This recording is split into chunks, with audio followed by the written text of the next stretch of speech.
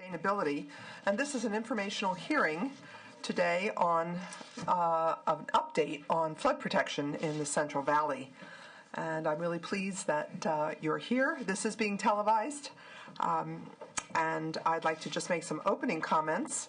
I expect some colleagues to come and go. Today is Thursday afternoon, so many go back to their districts, but we hope that some will come in and join us. I think that this is actually one of the good news stories about water in the Central Valley. And I think it doesn't mean everything's going perfectly, but frankly, this is something that is extremely important to the Central Valley and is moving along quite well. The irony is we're going to be talking about flooding today, and I understand that in the middle of August that may seem ironic. But the fact is that both flood and drought are sides of the same coin. The history of the Central Valley and the Delta certainly gives proof to that. And there's been a lot of controversy, certainly surrounding fish versus water and fish and water supply in the Sacramento and San Joaquin River systems. And it's easy to forget during all of that there are thousands of miles of levees in the Central Valley, and levees that protect human life and the economic viability of many cities and counties in the center of California, and therefore California as a whole. And we learned from Katrina, certainly, that ignoring flood risk comes at a great human and economic cost. And we're still one of the most flood-prone areas in the country. Many communities are at risk of being flooded with several or tens of feet of water. And many in the Central Valley are truly unaware of this risk. But ultimately, these levees, and there are thousands of miles of them, are piles of dirt. And it's important we understand that, and that maintaining them and keeping them strong is a continuing effort no matter what the future of the Central Valley. So flood protection is always going to be an important function of the Sacramento-San Joaquin systems. 3 years ago, in 06 and 07, the voters of California and the legislature and the governor acted to try to reduce the flood risks by passing a set of key policy reforms and a flood bond, 1E. This package, I think, was setting California on a new course for the 21st century, not an easy one, to connect planning and land use decisions with requirements for better flood management and flood protection. It took 3 years to do it, and it wasn't easy, but resulted in a first comprehensive Central Valley Flood Protection Plan. That is to be completed by 2012. Local governments then have the duty, 3 years, to either adopt the state plan standards that will be set or develop their own plans, including evacuation plans, but all consistent with the state plan. The state was also required to provide cities and counties within the Central Valley with new up-to-date flood hazard maps. On January 1st, 2009, local governments received this information, and statewide they were required to incorporate flood risk into their general plans. So once this plan is completed, beginning in 2015, cities and counties throughout the Central Valley will be required to condition all new developments on flood protection. In urban areas, that will mean that all new development must meet a 200-year level of flood protection or have a finance plan to get to that level within 10 years. And if implemented properly, the flood package will ensure that homes will only be built in areas that are protected from life-threatening floods. That's good policy. The flood legislation also included reform of what was known as the Reclamation Board, and probably for many of us, we still refer to it as the Rec Board, but it has a new name. It is called the Central Valley Flood Protection Board, which really does reflect, I believe, its new purpose, its always existing purpose. It has the authority to set standards for levee construction and approve, deny, or alter plans of flood protection to ensure that they protect public safety. So they are a key partner in this effort. And finally, the flood protection package provided that local governments provide housing in previously undeveloped flood zones cannot without sufficient flood protection, and they must share the liability for if they do develop, that they will then share in the liability for those land use decisions if there is a loss of home ownership in a flood disaster. So we're now several years, and it's hard to believe it's been 3 years, into the implementation phase of the new flood policies. And today we're going to hear from state, federal, and local flood protection experts. We'll receive a progress report on the timelines and tasks that were set out in the 2007 legislation. And we'll hear how the state, federal, and local agencies are integrating the emerging information on flood protection into many of the very important plans that are being developed concurrently with the Central Valley Flood Control Plan. And with that, I would like to introduce our first knowledgeable panel. And I'd like to welcome all three. Lester Snow, who is the Secretary of the Natural Resources Agency. Welcome, Lester. Gary Bardini, who is the Division Chief of Department of Water Resource Flood Safe Program. And Jay Punia, Executive Officer of the Central Valley Flood Protection Board. As I said early, I think this is a good news. We need some good news. So welcome, Lester. Thank you. Mr. Secretary. I prefer Lester. All right, Lester. Lester or Mr. Secretary, sir. Lester. Thank you, Madam Chair. It actually is a pleasure to be here. On the one hand, all that flood stuff seemed a lifetime ago. It does. Compared to what we're dealing with now. On the other hand, as you've remarked, it's just I'm in here in front of you and just reminded of all of the meetings that went on, the leadership that you provided in the Assembly to get the 1E done correctly, the flood bond, but also the flood reform package. You and Senator Machado, without your efforts, we wouldn't be here today talking about this. And I think a lot of progress has been made. A lot needs to be done. What I would like to do today, very briefly, is just call it some overarching and summary comments and kind of leave the heavy lifting about where we are in the plan and some project implementation to Gary and Jay. As I thought about the legislation and what we need to draw attention to, you've pretty much highlighted, hit exactly the same points that occurred to me as critical issues. The Central Valley Flood Protection Plan, so that we have a master plan and we stop, as we have done in the past, of simply funding good projects and hope they fit together. And it's so important to have a strategy. And it's also significant in the legislation that DWR is to finish it by January of 2012. But then the board is to review, comment, and adopt by July of that year, that kind of partnership tension that exists to make sure that things get done and done right.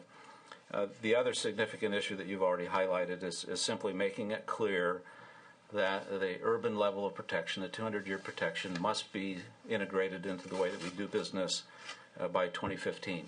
And it has to happen. It's not an option. And the final piece, again, you already mentioned it, but cities and counties amending their general plans. And so this issue becomes integral to the way that all of our growing communities in the Central Valley go about approving development and dealing with the floodplain. The second issue, a quick bond fund status. And again, Gary may want to go into more detail, or subsequently we can go into more detail. The two bonds, 84 and 1E, basically provided $4.9 billion for the flood effort. We have remaining $2.2 billion for appropriation. Now, that is excluded from that is in different forms of expended, committed, appropriated. So it's not, checks haven't been written on all of it, but it's been in different categories, and we have 2.2. So more than half has already moved, and the rest will go to start implementing the plan. One of the issues that I have to mention, though, I think everybody's aware of, is the delay that we've had in funding projects. in bond funds. It goes all the way back to December 17th, 2008. You may recall we were at risk of running out of the pooled money investment fund. And so there was a bond freeze. And that bond freeze remained in place for some time. There was a bond sale, March, April 2009. It took at least 3 months after that to make funds available. Those funds only went to continuation of projects. There were no new starts. There was a bond sale last year, October, November 2009. Those funds are just becoming available now.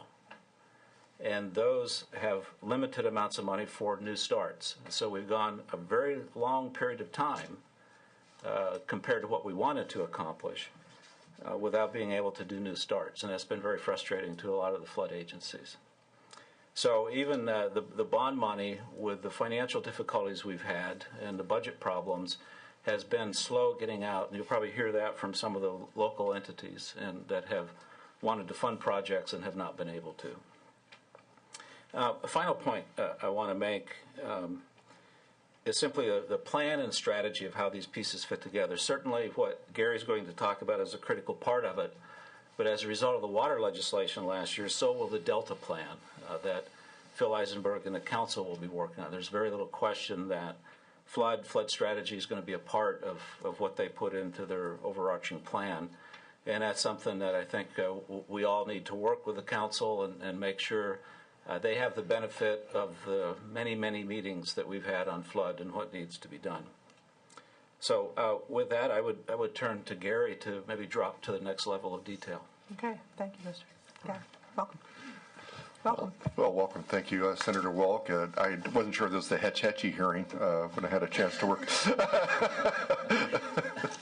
I didn't even mention that.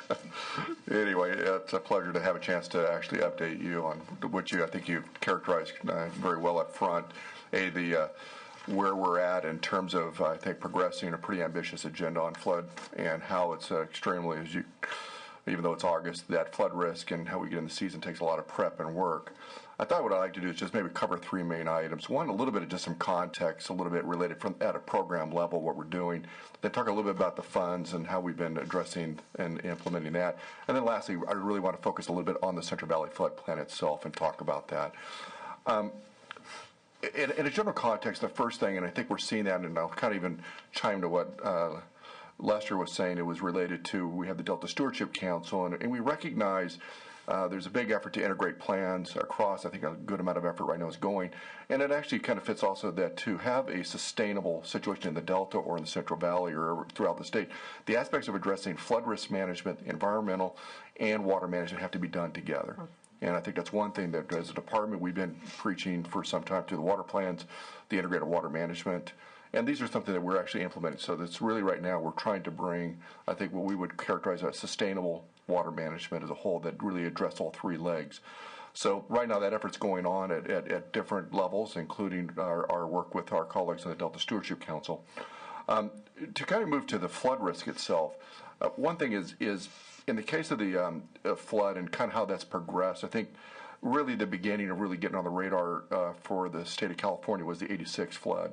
Essentially, communities up in the Plumas area were impacted by that. And, of course, the '97 event was also a reminder. So these events come in a timely manner. And, of course, we had a smaller event that was like a 10-year event that was pretty difficult in 2006. So we do see these events. It's likely to occur, as we know. I think in general flood, and I think what people don't realize is that more emergency declarations, 50% of all emergency declarations in the state are going to be flood. The biggest loss of life is flood. Biggest property damage is flood. So that beats fire, earthquakes, and all others. So flooding is a serious issue. Of course, to go further, there's been as we know from the 2004 when we had the Paterno and decision, it also recognizes liability issues that are associated with the management of a flood control system. This has gone on elsewhere in the state and then also with the state of California. And then lastly, there's been between the department was ahead of this with the white paper in 2005. Katrina came in 2005, which really brought a more national attention. So it wasn't just a state. State was already providing leadership, I think, a lot ahead of the country in that regard. And, of course, to go further, the voters in 2006 I think, like I said, overwhelmingly supported both Proposition 1E and 84. And then, as you had nicely summarized, there was a good amount of legislation in 2007, which culminated in 6 different bills. One of the most notable is SB 5, and I think we'll talk a little bit more about that related to the Central Valley Flood Plan. One thing I'd like to just kind of hit from an implementation. So, as the department I'd like to kind of make a point is that flood is a shared responsibility. It's a state, it's a local, and it's a federal. And in fact, a number of the colleagues here represent different parts of government that are really necessary to deliver that mission. So this is one that really requires close partnership, and not only in money, funding, resources, talent to implement it. So this has been a big effort. On the state side, we created essentially the Flood Safe Initiative. And this Flood Safe Initiative, I think in summary, is improving our core programs, emergency operations, O&M, good floodplain management, and then essentially implementing regional projects. And Jay's going to talk a little bit more about that specifically with working with the board. And then, of course, the last part is taking a system-wide approach. And Lester had talked a little bit about how the plan is doing that, and we're going to talk a little further about it.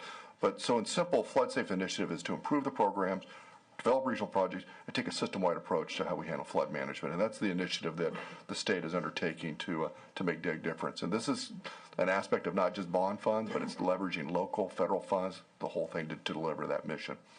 So maybe to move a little bit to funds, essentially, as Lester, we've probably at this point have appropriated about half of the bond funds in good works. And I would say that most of it is in the brick and mortar projects. We're seeing a significant amount of that throughout the Central Valley, and of course we're repaying a lot of local agencies from past projects outside the Central Valley. So right now we're putting that money to work or getting it back into communities so they can actually progress further their flood protection. The second part of it is that of that funds, though, we have been slowed down in cash flow related to it. So half of the bond funds have been appropriated, but half of the part that has been appropriated has been forestalled or slowed down based on cash flow needs. And so some of the parts that we haven't been able to do as we would like to have done have been slowed down, and then there's a number of processes and et ceteras. And I think I've gotten more into finance than I ever realized as part of the Flood Safe Initiative and the management. But that's been the realities of today and state financing, and that's what we've been working through. In the meantime, we've also been working with local agencies, trying to secure additional, their local cost shares to it. Assessment districts have been created in a number of communities. We just had a recent one in Yuba City, in the Sutter. So efforts are going by local agencies to try to leverage those state funds to get their participation. And of course, lastly, we've been working extensively aligning with the Corps of Engineers in our federal alignment in a number of programs and trying to maximize both federal investment. So right now we're trying to get the IRA funds and trying to seek those, and so we're doing that currently in Yuba City or in Marysville, but also making sure that we can at least account for credits when we've gone in advance. So there's been a number of efforts working at local and state agencies for the funding. So let's turn to now the plan itself, which is really looking forward and really where we want to be.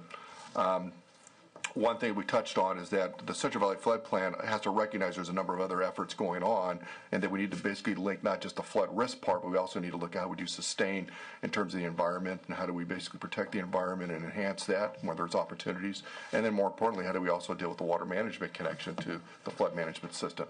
The flood management system is essentially, as you know, is the major conveyance and bypasses and res management of the state in the Central Valley. And of course, we have to look at managing and balancing that across all sectors. So to kind of give you an update, what I did is I did provide a handout for folks here, a very short, succinct on the Central Valley Flood Plan. And I think the thing I'd like to just draw attention to is just the second page, which just kind of gives you a map of the view of where the plan is particularly focused on. And this is very much written down specifically, as you know, in SB 5. In fact, I'd like to say it's probably we've got the most lengthy direction that I can see in any legislation I've ever seen about what we're looking, and I think it has a number of requirements that we're trying to now meet. But essentially, in a nutshell, there are kind of what we call 2 highlighted areas that we call what is actually the lands protected by the state plan of flood control. This is part of the federal state flood control system. And this is one that has emerged, and I would say it was a 50 to 100 years in the making, and the state has been adding or working with locals for the last 50 years on the maintenance and improving it, particularly on the res side, and adding a few elements in as time has gone on over the last 50 years. But when you look at it in general, it essentially represents, the orange color here is really the part that's actually protected by the federal state flood control system. However, and if you look particularly in the Delta region, which I highlighted a little bit here, there's a number of areas that aren't necessarily being protected, but however are areas that are very much are part of the study area because they're so intertwined, and we recognize that any changes to the federal state system can have effects on the other areas, and so they're obviously being addressed in the study area. However, I didn't highlight those. As described, there are a number of land use considerations based on SB 5 that actually affects the entire hydrologic basin, and that's some of the urban requirements, et cetera. But from the Central Valley Flood Plan, its main focus is to characterize and the studies of how to improve or protect these areas that I've just described in the map. I'm going to move then to the third page, which is the planning process, and then I'll turn it over to Jay.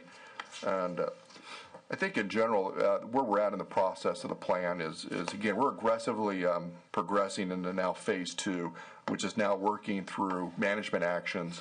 We're doing these in a number of workshops and regional forums to come up with management approaches, and then we'll move into the third set, which is probably sometime starting at the end of the year. We'll start looking at what we call putting regional solution sets together. And this is really where I think folks are going to say, okay, now I see the beef coming together. So I would say that we're still working our way in process in a very deliberate and conscientious process with a lot of agency input and stakeholders to move into the third phase, which is then looking at solution sets. And then, of course, we're trying to move to formulate a system-wide solution sets and get that document in the plan by January 2012. So that process is progressing. I think to kind of give you an idea of some of the regional management actions that are currently being progressed in subject matter, currently there's no less than about 10 or 11 categories.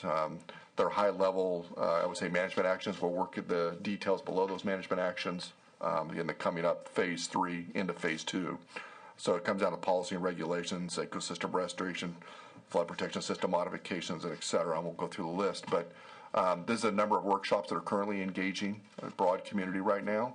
And again, it's really important to take the approach, as we would call a bottom-up approach, with all the affected communities throughout the Central Valley as we try to put this plan together. So that's kind of a quick update of where we're at. I'd be happy to take questions, or maybe we'll move to Jay and then follow up. We'll do Jay, and then I have a bunch of questions. Yeah. Thank you very much. Okay, Jay, your turn.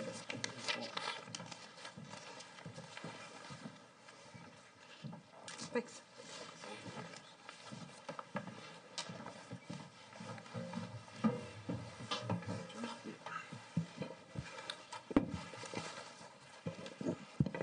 Good afternoon, Senator Louis Walk, and thanks for inviting me to share with you what we have been doing to improve public safety. I want to share with you that in my home front, my wife has put a moratorium that no more flood discussion, so I appreciate the opportunity that I can talk about what we do in office. Well, I sort of miss those discussions, actually. It occurred to me that we haven't talked enough about it. So. The California public and legislature has given us billions of dollars to improve flood protection in the Central Valley and other part of the state. I consider that Lester, Gary, and my job is to make sure that we are spending the money wisely and spending the money as intended by the legislature. And I'm here to assure you that money is being spent wisely and in accordance with the legislative intent. I have handouts in my folder to support my statement. The first one is the spreadsheet in my package, which is a detailed actions which the 2007 legislation asked us to take. And this spreadsheet gives the status of each of those actions. I think it's too detailed information. It's not intended for you, but for your staff to read and ask questions if they have questions.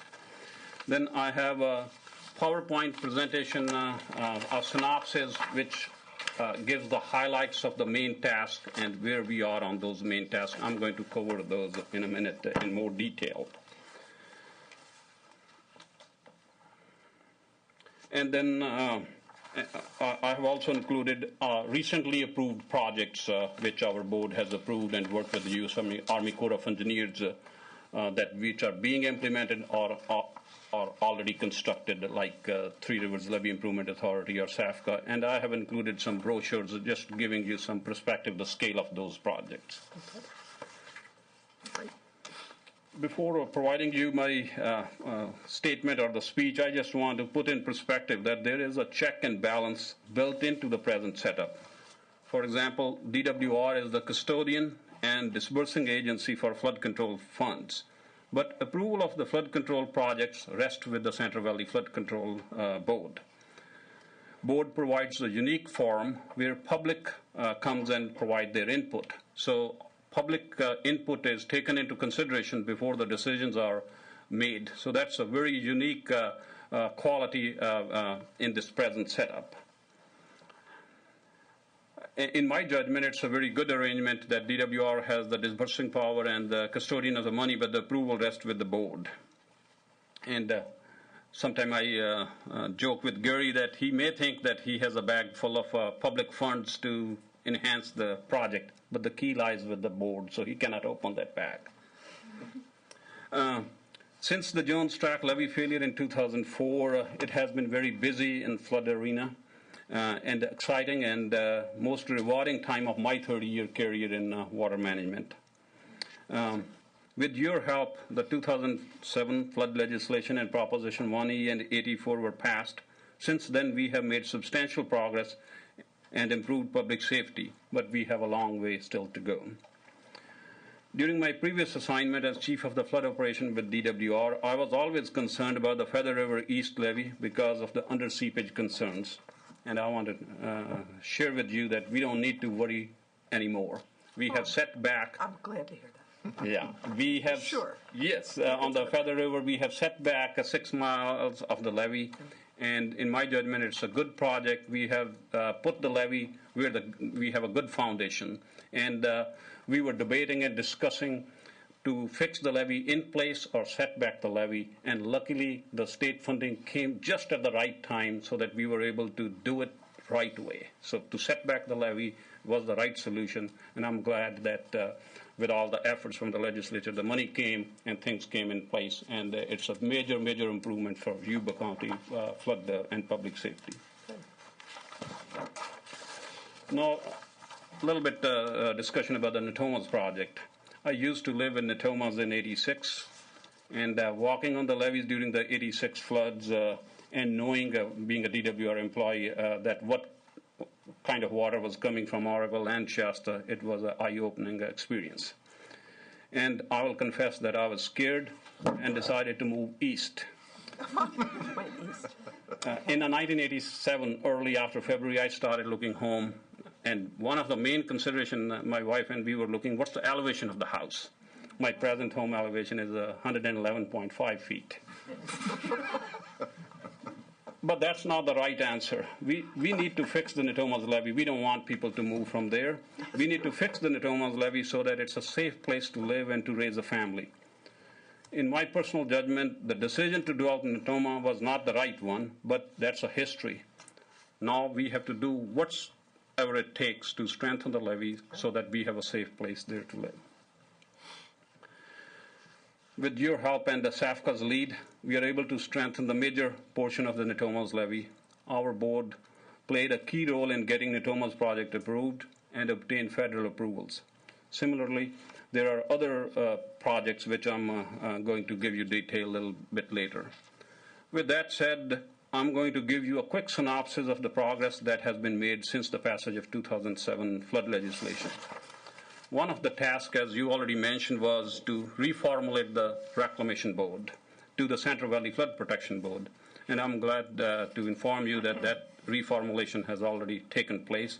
And I commend the legislature for doing that because the name Reclamation Board was not true representation of our present role.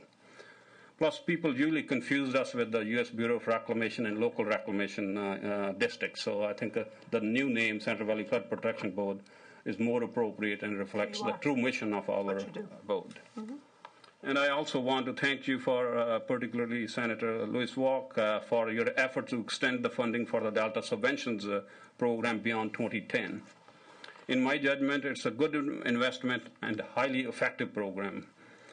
Since the Delta levies are of statewide importance, it's justified to spend taxpayer dollars for operation and maintenance. Delta Subvention Program has definitely protected levees from failure. I can attest it. During 2006 and previous floods, without the subventions program, we would have faced substantial levee failures. Now I would like to draw your attention to the PowerPoint slides handout, page 2.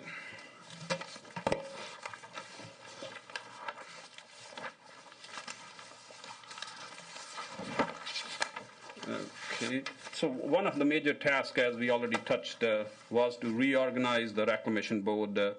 And we have accomplished that, and board staff is made independent of the Department of Water Resources with its own funding. Still, we rely from DWR on administrative type work, but we have established our own staff where we do our own independent analysis and provide input to our board before they make the decision. And staff is solely dedicated to the board activities. And all permits are, based upon the 2000 legislation, all permits are now reviewed by the board action. However, this has complicated some actions because each and every permit has to go to the board. So subsequently, AB 1165 was passed, in which AB 1165 was authorized that the board can delegate some authority to the executive officer. So that's going to fix that problem. And we have hired 9 new staff. So they are doing much more extensive geotechnical and hydraulic review of these projects. And U.S. Army Corps of Engineers is requesting us to do that type of analysis, so we are capable and conducting those analyses. And we, based upon the 2007 legislation, we have updated our Title 23 Code of Federal Regulations. The next task was to work with DWR that the board has to adopt the Central Valley Flood Protection Plan by 2012. Board is working with DWR and receives their monthly and quarterly reports during our board meetings. And it's also giving public to participate and hear where the department is as we are developing the plan. And board members and the staff participates in the public workshops with DWR, and so that board can hear the public comments and concerns as we are developing the plan. And board staff has provided historic documentation of the flood control projects to the Department of Water Resources to develop the plan. And we are the custodian of a historic development of the flood control project, so we are working with Gary's staff very closely and share that information. And board staff provides the technical comments to DWR from time to time. Then based upon AB 162, the next major task was review local land use planning and flood control in general plan updates. And I'm glad to report to you that land use planning section has been established in our board staff, and we are reviewing the safety elements of the general plans. And as of today, staff provided written comments to 9 general plans being updated during the 2009 and 2010 fiscal year. Staff created a general plan checklist to assist local governments in addressing flood control and general plan updates. And staff mailed the 50 checklist and reminders to local governments required to submit general plans. So we are still in the early stages of development of this program, but we are letting the local communities know that this legislation has been passed, that they're required to submit a safety element to us. We will review it and provide you the comments. Then next major task was to enhance encroachment enforcement program. And to U.S. Army Corps of Engineers also demanding us to take control of the encroachments on the levee system. And to tackle this, we have established an enforcement section, and we are trying to make sure that we address the U.S. Army Corps of Engineers concerns and implement the legislation 2007 and try to deal with these unauthorized encroachments on the levees. Those are some of my most fun meetings with constituents. Yes, I think people are getting concerned, and our board is very sensitive on these subjects too. Go talk to Jay. Yeah, Give him your phone Bad number. guys. yeah. Its board is trying to balance the property rights and the public safety issues, and it's a complex and difficult issues for the board to tackle. But we are moving forward and making some progress. Then I'm going to touch you a little bit on the project side. Early implementation project, I think it's a great program where Department of Water Resources is moving ahead of the plan and funding the no regrets projects. And I'm glad to share with you, as mentioned previously, the Three Rivers Levee Improvement Project. It's a great project with the personal knowledge of the Reclamation District 784, Marysville, Yuba City area. I think we, with the collective efforts of U.S. Army Corps of Engineers, Three Rivers Levee Improvement Authority, DWR, we have made the Yuba County much safer as compared to previously. I think they faced two flooding in recent time. So I hope with these improvements they don't have to go through this again. It's we have set back the levee. It's a multi-objective type project. There's opportunities for restoration and other multi-purpose projects. Then the next big one is the Sacramento Area Flood Control Agency. Huge project. I will encourage from the audience and anyone, if you haven't had the chance to go and see the recently constructed or being constructed project, please do so. Unless you are standing on the new levee, you cannot imagine the scale of this project. It's a huge, we haven't moved that kind of dirt for a long time. And it's a really massive project and needed project. And but it's not finishing, we are not able to finish it. Now we'll continue to work with the U.S. Army Corps of Engineers so that we can improve the whole basin, Natoma Basin, so that it's safe. Then similarly on West Sacramento Area Flood Control Agency project, I Street Bridge project, it's a small component of a major project in the West Sacramento area. We will continue to work with the City of West Sacramento to improve these projects. And then in Sutter County, Levee District 1 project, we have set back the levee. That's another great project and worthwhile expenditure of taxpayers' money. Then in San Joaquin, Stockton area, Reclamation District 17 is gearing up for a major project. The board is continuing to work with them to get the approvals and so that they can build this project. In Wheatland area, Reclamation 2103, 3.5 miles of the levee improvements along the right bank of the Bear River levee near the city of Wheatland. And then in addition to the flood control project, the board is giving a lot of importance to restoration project. We have recently approved substantial restoration projects, listing, I'm going to highlight a few.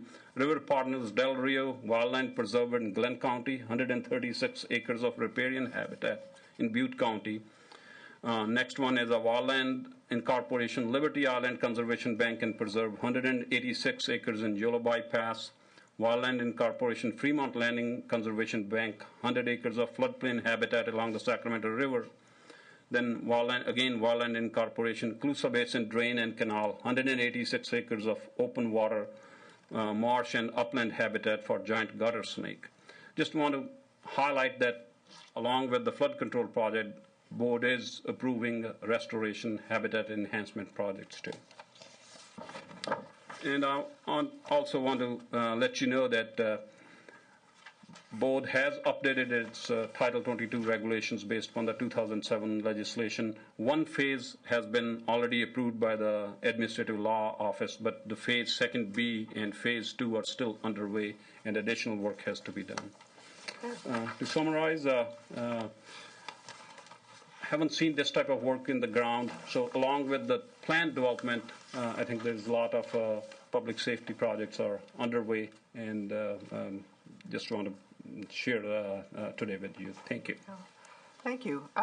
As I said in the beginning, I think this is a good news story, and I wanted to just ask a couple questions. In terms of the timing, I didn't hear any concerns about being able to meet the 2012 deadline. I mean, barring something unforeseen. I mean, things are going along. That was a reasonable time frame?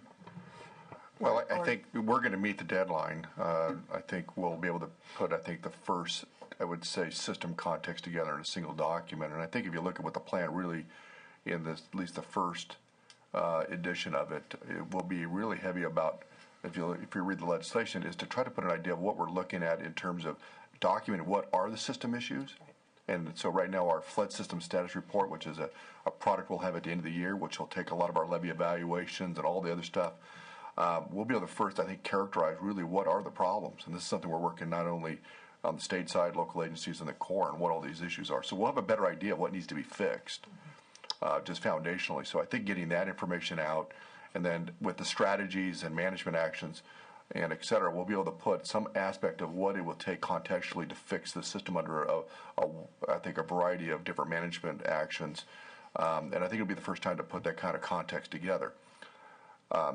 Probably on the other side, though, I would say that a lot of folks are going to go, hey, it's a lot more complicated than that, and we need a lot more detail than what you're able to provide in 2012. And the answer is we absolutely would agree that the aspects of, when you look at this, the Central Valley Flood Control System in the Central Valley it's fairly big.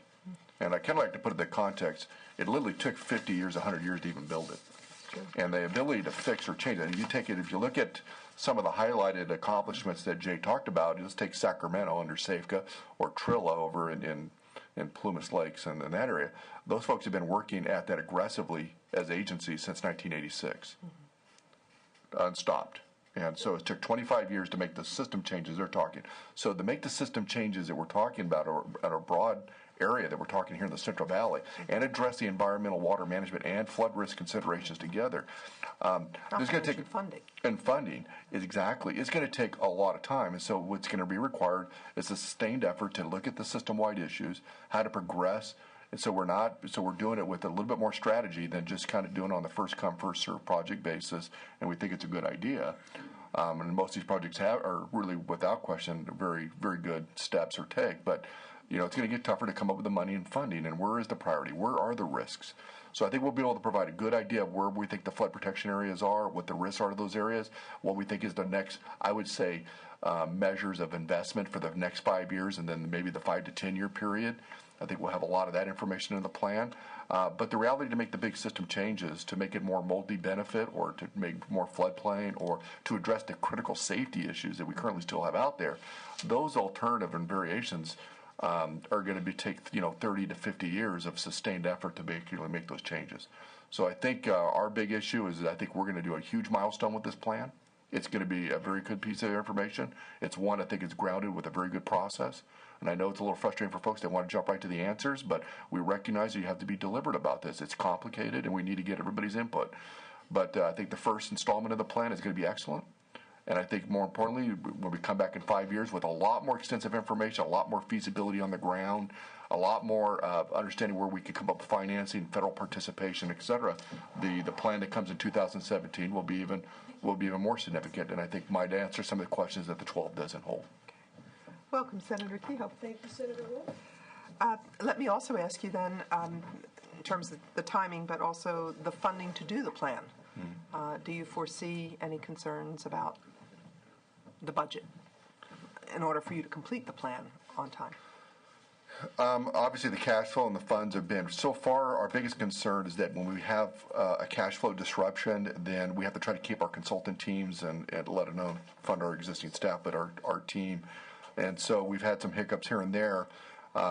Basically, we've done a lot to make sure that this one gets the highest priority because we recognize it's so pivotal. We want to meet the legislation, but we think a system-wide approach and bringing it contextually what's happening to everything in flood is really important. So currently, we've been successful, I think, in keeping it on track. But if we did have, some sort of mandate of stop because of cash flow, then we'd probably be impacted this time. So far, so good. Okay. Tell me about the evaluation of the existing levees, where we are, how many have been done, or, they all can't be done. So what is being done? Yeah, maybe I'll hit with kind of contextually.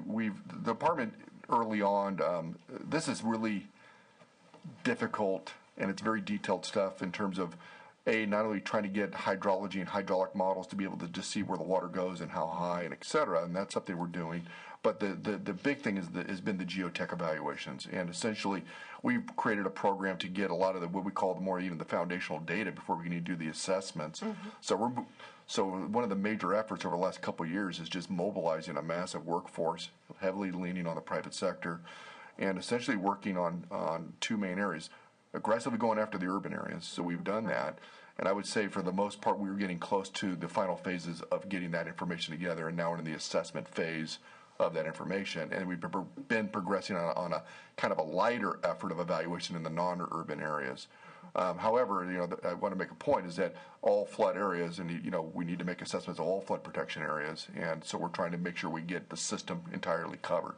But in those high-risk areas, do you have any sort of preliminary results about that? I mean, is it worse than you thought? Is it about what you thought? I mean, just curious. I think in general it just confirms what we've known or thought. I mean, we've known that under seepage has been always the primary risk factor, I think, that's come to light over the last, and we see that during high water events with the amount of boilers and seepage issues that we deal with in flood fight. And so I think what our geotech evaluations are showing that those concerns are real. And, of course, the big question then is how do we prioritize where those risks are? That's currently being done. We've been grouping them into three kind of areas, what we call, high, medium, and low, literally. And essentially that's being done throughout the system. And to kind of give you an idea how many miles we're talking about almost 500 miles of levees that are urban in the Central Valley, down in the state. And then, of course, and then there's about 1,100 miles of non-urban. That's part of the central flood control system, the Central Valley flood control system. There's obviously about another 1,000 or 800 miles that go outside of that in the Delta, which are tidal estuary levees, which is a different animal. And then it kind of puts in perspective on just levees in general in the state. There's over 10,000 miles of levees in the state of California.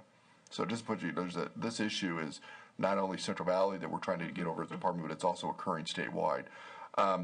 To kind of give you an idea, though, where we're looking at the urban levees of the 500, we probably have projects actively trying to address some of those issues right now, some of the ones that Jay described, on about a quarter of the system right now. And then we have a lot of other local agencies taking our information of evaluation and starting to do feasibility studies to start progressing their improvement programs right now. Great. There was a DREAM study that was underway, or first part was completed, I believe, basically looking at the Delta and trying to ostensibly come up with some kind of prioritization. How is that going to be integrated into this, or where are we with that, I suppose? Well, we would see, just like that data collect, that's, again, another assessment and an evaluation effort. And those areas which kind of fit in the study area part or part of the plan, we're going to use that information. We also need to be consider that information so that when we make a change in one part of the system, how would that affect another area? So that part's still being, that information is being rolled in with a bunch of other stuff. And so I would say it's key foundational information. However, I think, taking that in terms of how would that actually be used in terms of trying to make program decisions, I still think is still being developed. I guess maybe that goes to you, Lester. I mean, how, you mentioned that, there's funding, so there's a great need, a push for projects now. So how do you, as you are prioritizing, how do you make the decisions then on what needs to be funded now versus 2 years from now? Or Well, I'll add, and I'm probably a little bit out of touch with the specific issue that you're raising here, because there was the phase one of the DREAMS report. I'm out of touch too. Data was used from that to help set up, I'll call it interim criteria, so that you're not waiting to fund projects until you've done phase two, which has not been completed, and I think is being more rolled into the bigger plan. But there was a set of criteria, and some of it's pretty obvious, is that you have a project, even whether it's a special project or subventions. If it's on a levee that's protecting people, that's got a higher priority than a levee that's not protecting people. I mean, it's that kind of thing that they set up, and I'm just not familiar with the details, but I think that was used for this last round of funding that people have been waiting for. I don't know if either of you want to comment further on that. No, I think that's fairly accurate where the program's at. I think, again, we're looking as the assessments are made and more of the, the evaluations, and then how to kind of, then we would see that essentially move more into the thinking of the guidelines and the programs. And of course, as Lester talked about, the two major programs that are used in the Delta region is essentially through the subventions program and then the special projects. And we would see that a number of special projects would start emerging more and more based on that. And of course, as part of that, we're also working with the Corps of Engineers. They're also involved in making the similar assessments, and we're trying to basically leverage those programs right now. So right now, the Cal-Fed Levee Stability Program and what they call the Delta Islands Feasibility Study work. So, speaking of the Corps, speaking of the feds, maybe Lester, you can speak to this. They need to be critical partners in this, and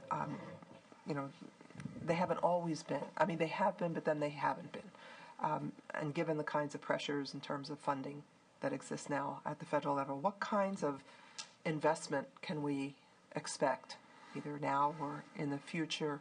And you mentioned something about credits. So is that some authorization that you've succeeded in getting that will allow us to the state to spend funding and then be reimbursed, or how's this all going to work? With them? Where are they now? I guess I'll need to ask Gary a question here, but let me hit some of the policy stuff first. I mean, I think there has been, and you'll hear this from I think Dante Namalini also. The Corps has been in and out over the years. True. Sometimes the Corps has taken the lead, and sometimes it's been DWR. I think over the last few years we're seeing what appears to me to be an unprecedented level of interest of the Corps in flood management in California. Great. And not only, I'd say it I'll call it from the entire Corps standpoint, but also the individuals that have been involved have been very dedicated to helping get the job done. So I think there's a whole new look at this issue, and we've seen leadership, especially in the district, in the division, and some in headquarters. Now, as you may be aware, we've got one incredible conflict going on with the Corps over policy that comes out of Washington. I'm not going to. I mean, I think we've got a lot of support in California from people in the Corps for our position, but the vegetation policy that is coming out of Washington is flat out unacceptable. It's not even something at this point that we want to entertain compromise on. To go down the path that the Corps has outlined not only destroys critical habitat for endangered species, but probably would cost us billions of dollars that could go to other projects. And I will say that if it continues on this path, you may have read in the paper that on the Thomas project, they got an exemption from pieces of that. If that continues to be an issue, we will be in court over that issue. It's just not acceptable. Yeah, I agree with that. Well, can I just, Sure. Senator Keogh. Thank you. Lester, will you just give me a little more information on that? What's the unacceptable, or maybe the most important problems? Okay, I'll state it from a policy standpoint, and then it can be corrected here very quickly. Okay. Standing by. There is old Corps guidelines. This isn't something that has been made up, but it basically is a safe levee is a levee without a lot of vegetation on it.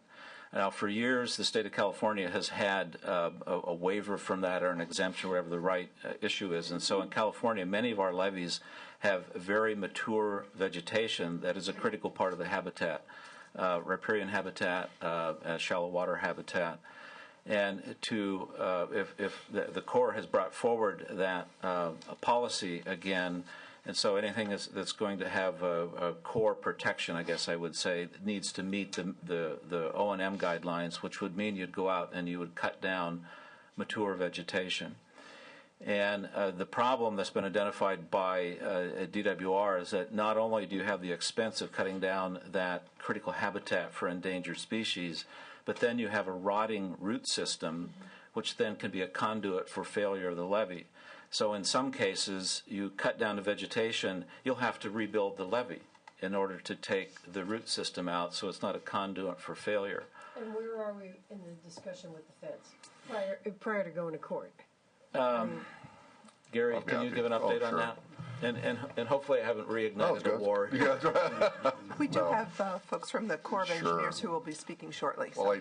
Well, first of all, You don't mind, I want to get a little refresher on this, okay? Not at all. Sure. No. and it's related. Important issue for the region. I think the way we characterize it, let me kind of start at the beginning a little bit. When the Corps basically essentially came out with what they call their engineering technical letter, which is what they call ETL, and this is what sets what this vegetation policy. And of course, the other thing that they did late just recently is have essentially what the variance process would be, and we had a chance to comment on that. But when that memo came out, we recognized here in the state of California that we have a huge legacy system. And I'd like to kind of put it is we have three basic issues that affect our flood control system. The design, I hate to say it, after that 50 years, I don't want to throw probably my predecessors under the bus, but it probably wasn't the best flood control system in terms of trying to compete sustainability between the environment. I mean, the levees are right up close, and it was done because of debris and et cetera and navigation purposes, so it worked at the beginning of the century, but it's not something that's great. And so essentially we addressed that in a number of issues. So we have a lot of latent deficiency issues that are just part of the system that we bought. The second group is the system's been around a while, and it's still in its age. And so we have a lot of system deficiencies when this kind of gets into kind of broad characterization of risk. So the underseepage is an aspect of what we just didn't buy a good car. So we have that part. The second part, and the legacy, is the vegetation. So some of this is what in our view, we bought a car and had a lot of vegetation. Probably it wouldn't be good to have certain vegetation not where it's at, but in some cases we think it has its advantages based on the nature of the system, which is a very erosive system, very tight, high velocity. It's good for mining debris, probably not best for levees. Setting them back is a better option. The second part of it is we have this deficiencies of the system that are, like I said, just kind of planned obsolescence. Structures need to be done. Pipes need to be refurbished. There's a lot of things that need to be rehabilitated. And then the last is just, are we keeping up to the day-to-day maintenance? Are rodent holes, good management of the mowing, all the things that are necessary. So we kind of look at it in big three groups, and all of these contribute to the risk of the system. And those are the things we're trying to address. So now to kind of put that context, that message has been one we've been going back to the core going. We understand that vegetation is a risk. In some cases, it may be a benefit. We think more research is necessary. So we created what we call a restoration or a roundtable. And this roundtable had the participation not only of the Corps, not only Sacramento District, but the division from San Francisco and Corps headquarters. We also had participation from the resource agencies, both the National Marine Fisheries, Fish and Wildlife Service, and Fish and Game, along with the Central Valley Flood Protection Board under the leadership of the President, Ben Carter, and my colleague, Jay Pugna, and then essentially this Department of Water Resources. In that, we spent over a period of, I think, a year and a half, we came up with what we call a framework. And in the framework, the Corps says, we will acknowledge that you've had the system I just described, we acknowledge that that's true, and that you have an effort of investing bond monies that we've described earlier in this hearing, plus trying to get a Central Valley Flood Protection Plan to come up with a broader strategy to how to manage the system. So the Corps acknowledged it and says, I tell you what, we'll work with you to continue to progress that. We will basically allow you to go with an interim criteria on vegetation management, which is that we would just trim and thin the top 20 feet. So we've been doing that from a maintenance perspective while we try to come up with a longer-term strategy. And then essentially, we would look towards better research over the vegetation as a whole. And Lester talked a little bit about it, is what type of vegetation, but more importantly, if you do take the vegetation, then what's the remediation? And then the other thing we've been always looking in the process from the state is how do we get a regional variance to this? If we have that research, then can we get a regional variance if we have a legacy issue? Or what we just had in Natomas, then how do we go through the variance process to build a new project? And can we leave the vegetation in place? So the department has been looking at any construction means and to get it approved to preserve the critical habitat and still do the public safety. But it's going to get tougher and tougher, and this is one that we need to let the research and we need to come up with a strategy, though, that the Corps recognizes that the vegetation is only one risk factor. There's a number of other risk factors, and so we have to, with the state, with the limited investment, we got to go after the highest risk factors. And so that's kind of where we're at today. So the Natomas situation was a variance for the vegetation as is, or were there things you needed to do that were conditions set by the Corps? Well, we went through the process of going through an extensive, and this is with SAFEGA, we went through an extensive process of saying, hey, with all the levee improvements we're making, that remaining vegetation is not a risk. Yeah. And we went through an extensive amount of engineering analysis to support that claim. Yeah. And then it was only in a few stretches that the Corps says, you know what, we're still not good with your analysis. We think these key little areas need to, and we thought that we got about 98%, so we said, okay, we will work with you then to mitigate that remaining part. But it was a very expensive process, took a lot of engineering analysis. This is not something that I think we could do on a system-wide basis. Well, and this is now coming up in a West Sac project. So it's real. We dodged a bullet on the other side of the river, and now it's at West Sac, and so it's an issue that needs to be run to ground. We need to be decided about this. So the second one, just to hit on that Sac Bank, the Corps of Engineers now is seeking. So the interesting thing is, and I think you kind of got that in the recent B article, is now the Corps, they did a number of levee erosion repair projects, just like the state did, and we'll call it under the Sac Bank program. And so now what they're doing is actually seeking to go back to that same variance process that we did for Natomas. Now the Corps is seeking it as the actual permittee is trying to go through that process right now internally. And I do want to reiterate, though, this is a very specific conflict with the Corps in the context of an incredible amount of cooperation and coordination that's going on with the Corps. Good. Good to hear. Just a couple more questions, and then we'll go to the next panel. I'm a great fan of the Yolo bypass.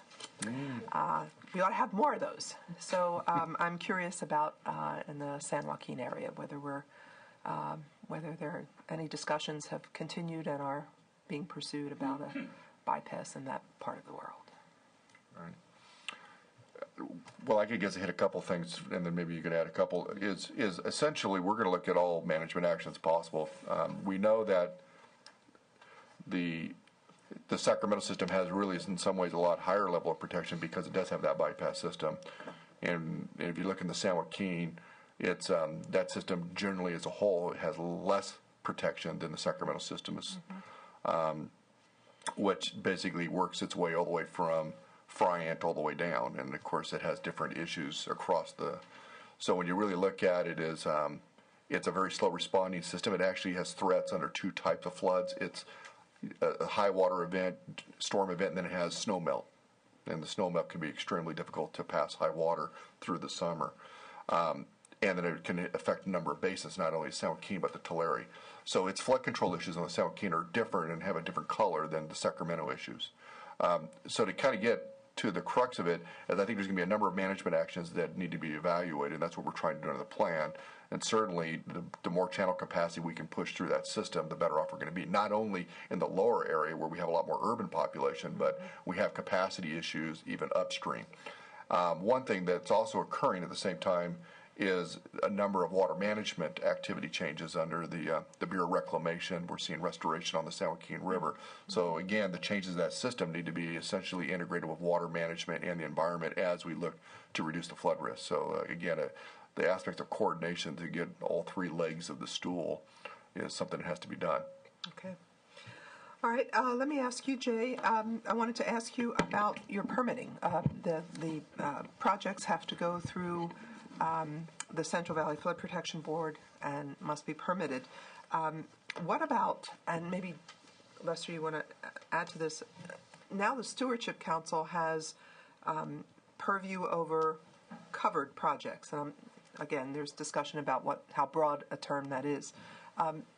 How will this sort of interrelate? Will you be permitting and then the council, or how's this going to work?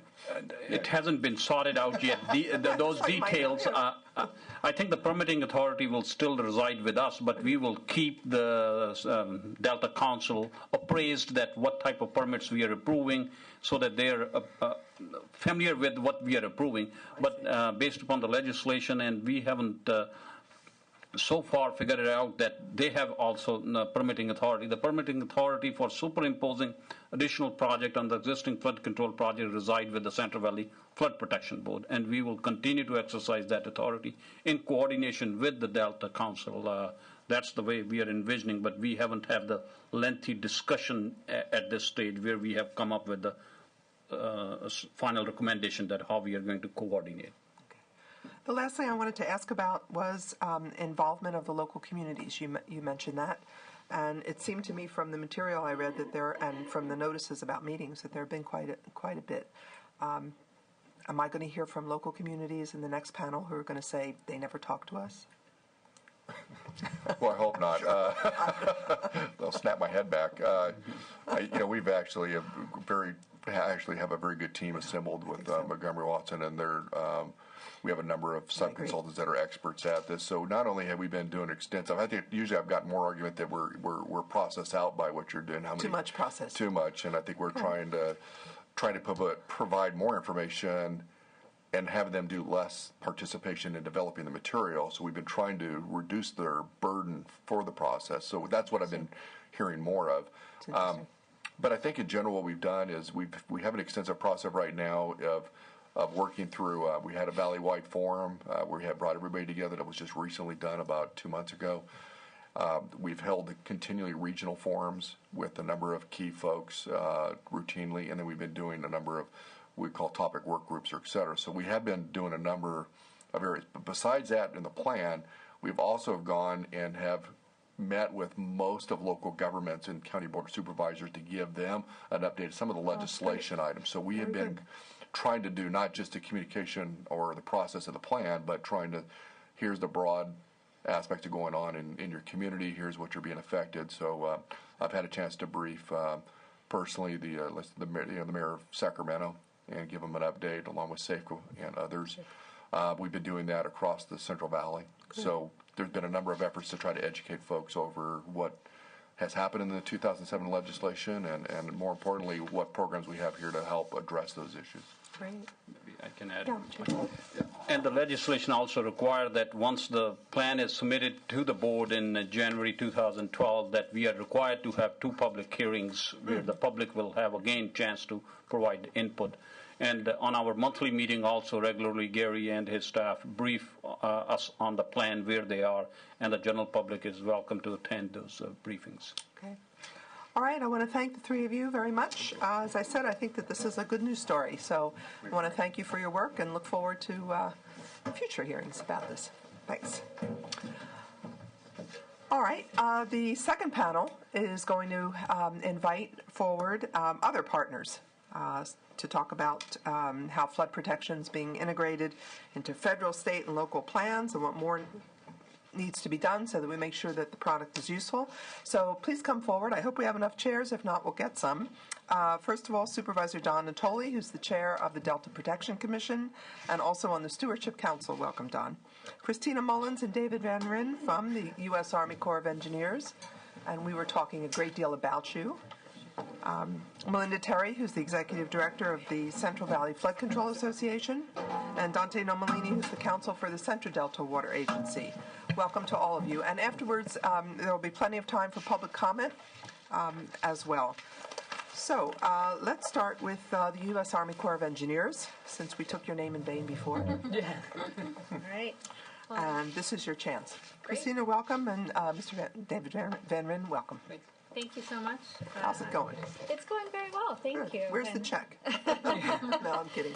As you said, I'm Christina Mullins. I am the Deputy District Engineer. Bring it closer. Okay. Is that better? Okay. Perfect.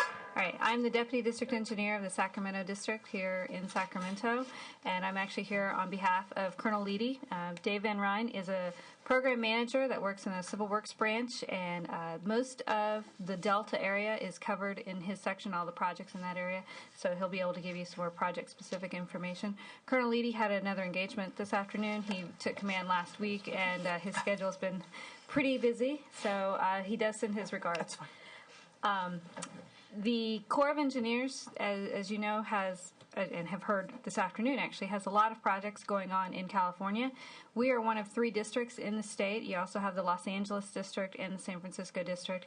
And so between the 3, California is completely covered within those 3 districts. There are obviously more districts across the nation, and there are many states that have multiple districts within them, but not any that have all of the districts within the same state. For instance, Missouri has 5 districts that operate in it, but only 2 of those 5 are actually in the state of Missouri. So your continuity and your ability to get to the core within your state is very easily done. The other 2 districts mostly are what we would call users of the water in the state, whereas we have the responsibility in Sacramento for the flood protection, flood control, in some cases water supply, whereas they are the recipients of those benefits. And the ecosystem restoration and recreation and all really falls to the Sacramento district. So that's kind of our role in it. We do have a division office as well that's headquartered in San Francisco, and then our headquarters back in D.C. All of the projects that this Corps is working on in the Delta currently have authorization and some appropriation. And if you know anything about the federal process, you have to have both. Having one or the other is not enough to actually get work done. So we have authorization on several projects in that area. The Delta Islands and Levee feasibility study, the Cal Federal Levee Improvement Program, the Central Valley Integrated Flood Management Study, the Sac Bank Protection. We also have the Joint Federal Project, which is going on at Folsom, which has a big impact on flood protection in this area, and then on water supply downstream as well.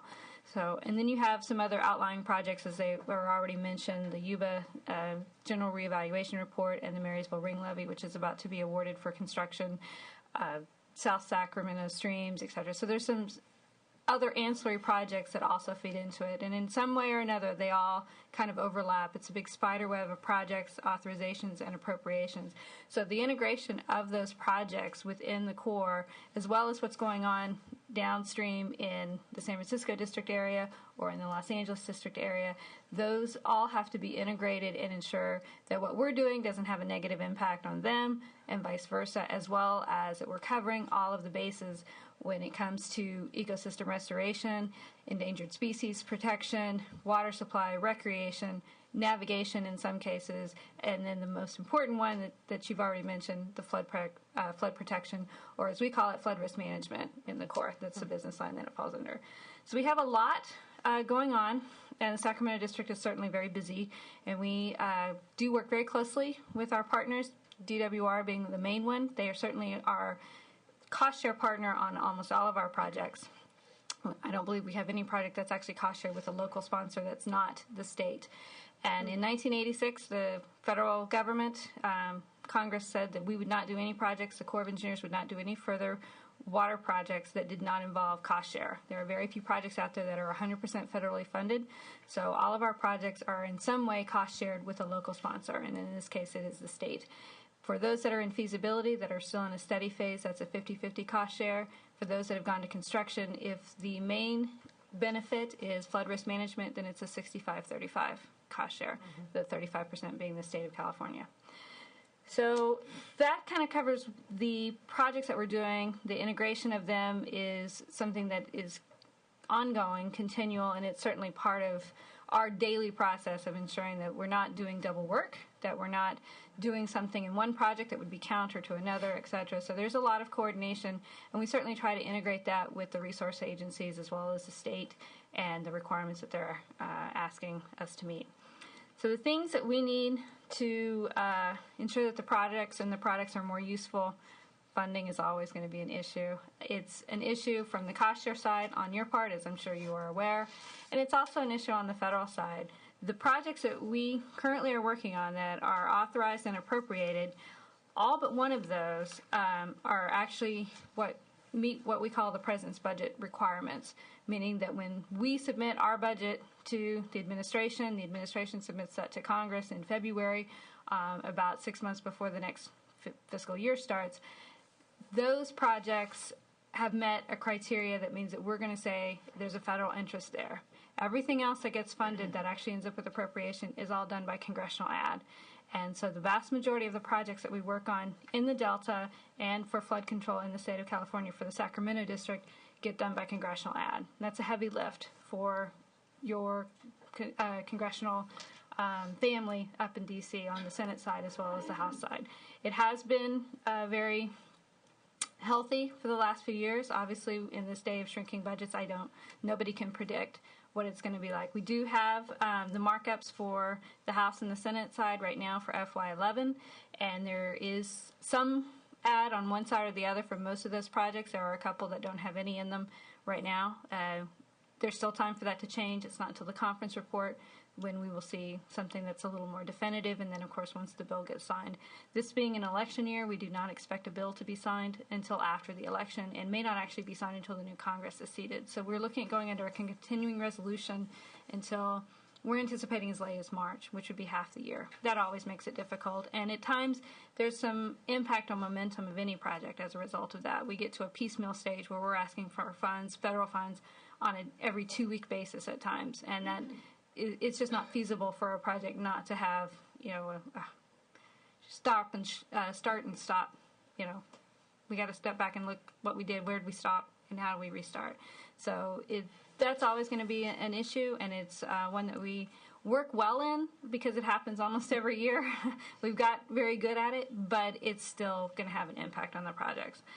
The integrated efforts with the other agencies, including the state as well as the resource agencies, Cal EPA, the state water agencies, the NOAA fisheries, all those things, that's always as well going to be a big part of how fast we can move forward. Everybody has their process, everybody has their requirements, and obviously we are trying to fit in with them. We're not trying to override them in any way, and in fact we cannot. So ensuring that all of those things line up in a sequential way where we can do it fastest, best, cheapest, with the best quality, all of those things is very difficult, and it takes a lot of coordination. And finally, the last thing that I will add as far as what will make the products and projects better, and I'm going to say it's a focused effort, and by that I mean we tend to, and we being the product delivery teams, which include the state, the local agencies, et cetera, everyone who's wanting to do a study. We have a very defined process in the federal government with the Corps in civil works planning and how we get to what the federal interest is, meaning how much money the federal government is going to bring to the table, is something that is always going to be contentious. And there's this thought on the other side that, well, if we just do this a little differently, if we add this spin to it, that maybe the federal interest will go up. And as a result of that, you can lose years because of that. We have studies that have gone on for a decade or more, and you look back and you think, what have we done? What have we accomplished? And how did we get here? And when you look back at the history, there's certainly delays on the federal government part. Don't get me wrong, the Corps has its problems, but we also get to this idea of, well, let's just try this one more thing. And what if we look at it this way? And what if we add this in? And that really does add a lot of time. So keeping the scope creep, as we like to call it, down to a minimum, keeping a focused effort, and moving forward on the project as we originally saw it and envisioned it is going to help all the projects to move forward. Interesting. Does that happen often? It happens all across the Corps. Scope creep, absolutely. I mean, this is not something that's unique to this area. Don't get me wrong. I've worked all across the country and all across the world with the Corps of Engineers. I can tell you it happens everywhere. Did you want to speak to the issue of vegetation that was discussed there pretty thoroughly before? I can certainly speak to it to a certain extent. I must say I wasn't prepared to talk about that, or I would have brought more notes. The Vegetation Roundtable actually has been in existence for a couple of years now, and it has been a very focused cooperative effort by the federal government and by the Corps with the state of California, specifically for this issue, and particularly in light of what happened in New Orleans. I mean, that was really kind of the impetus for everything as far as what we're doing when it comes to levee safety now. It really pushed the Corps to redefine what the standards were. I shouldn't say redefine, but maybe re-examine what the standards were and what was really required. And then, of course, just recently, I think it was about 6 months ago, there was the lawsuit that was found actually in favor of the plaintiffs and against the Corps, that we were negligent. So you take all that into account, and the Corps is definitely in a reactive mode, without a doubt. But I would like to say, our headquarters and the policy that they have created is to one extreme, but they are also working very hard with the districts on the West Coast where the situation, the legacy systems are different than those along the Mississippi, which is really where this policy, I think, developed. And they are looking at each of those on an individual basis. It is something that's going to take time. They are very open to variances on these systems, but each one will be individual, and they will be more than willing to look at that. Nobody wants a lawsuit as a result of endangered species or loss of habitat. Everyone recognizes that it is a balance, but at the same time, they have to have a policy in place. You got to have a policy that sets a standard. Then you can look at a variance. Okay. Thank you very much. I'm still a little confused about how the coordination, when I look at so many processes taking place, and then the ones at the state level, and then you describe yours. I mean, it's hard to imagine how it all sort of comes together in some sort of coherent approach. But It is. It's a very conscious effort on all of our parts. I mean, Mr. Bardini and I have a very close relationship, Mr. Snow, with our division office as well. So the coordination is something that goes on daily. We have standard forums where we meet on a regular basis. We hold a monthly meeting, our project review board, which is actually coming up next Tuesday, and that's an internal meeting, but directly after it we hold what's called the customer project review board as well, where we invite those stakeholders to come in on a regular basis to talk specifically about their issues. So the state is there monthly regardless, so we always see them and to address different projects depending upon what's hot at that time. We also have a Central Valley Flood Management Plan Delta Leadership quarterly meeting that's actually includes our division office, San Francisco District, LA, etc. So again, it covers all three districts, our next layer of management, higher headquarters from us. And that one is something that's held quarterly and focuses strictly on the Delta. We have the Vegetation Roundtable. We have executive committees for certain projects that have high visibility, high risk concerns and issues going on. The Yuba, Marysville Ring Levee, which is currently going through contract award right now. Those kinds of projects that get a real focused attention. So in some cases I will say that it's ad hoc. In other cases I'll tell you that it's a very strategic decision that we keep our eyes on that target. And the vegetation, let me go back to the vegetation policy just for, or issue for a moment. Okay. In terms of San Francisco and LA, the regions, are there similar kinds of challenges involving vegetation and flood protection? Yes. Certainly in the Bay Area, but I don't know the LA region that well. The LA region, it's less so for them, but they do have vegetation on their levees. Of course, the main one that I can think of is the main levee system that I can think of is the Los Angeles River, which is really just concreted right now, and so but there's totally an effort different. There's an effort, to restore it, exactly. Which would mean, which is good. Yes, exactly. Which you would think eventually would mean some sort of vegetation. Yes, exactly. So they're. Yeah. Los Angeles right now is really more in a receiving mode, waiting to see what happens in Sacramento, and then in San Francisco, their issues are not at the forefront as they are, but they are very. I won't say that they're fully engaged. They're not at all the vegetation roundtable meetings and those kinds of things. They go through me to get more of the information, see what happened. I brief our at a regional forum for us once a quarter as well. Let them know what we've discussed, and they're certainly always invited. It just doesn't always happen. Our headquarters and our division office are always there, so they're fully engaged as well. All right. Senator Kehoe, did you want to? In a listening mode. Okay, sure. Supervisor Donna Tolley, welcome from the Delta Protection Commission. You are the chair, and you're also a member of the Stewardship Council. So you wear many hats. I do. Thank you, Senator Wolk and Senator Kehoe, for inviting me on behalf of certainly the commission, and certainly with some of the other hats. Gives me an opportunity to. I was noting to a couple of staff members before to start the hearing. Sometimes I find myself writing to myself on some of the bodies on which I sit. Maybe you have the same problem with regards to comments. But nonetheless, appreciate the opportunity to be here today and try to be fairly brief in my comments. I do want to note, and there may be in some of your public testimony comments, but should have received correspondence from Yolo County and Contra Costa County relative to, I think, some of the issues that I'll touch on, certainly on behalf of the Commission and the Delta counties and communities.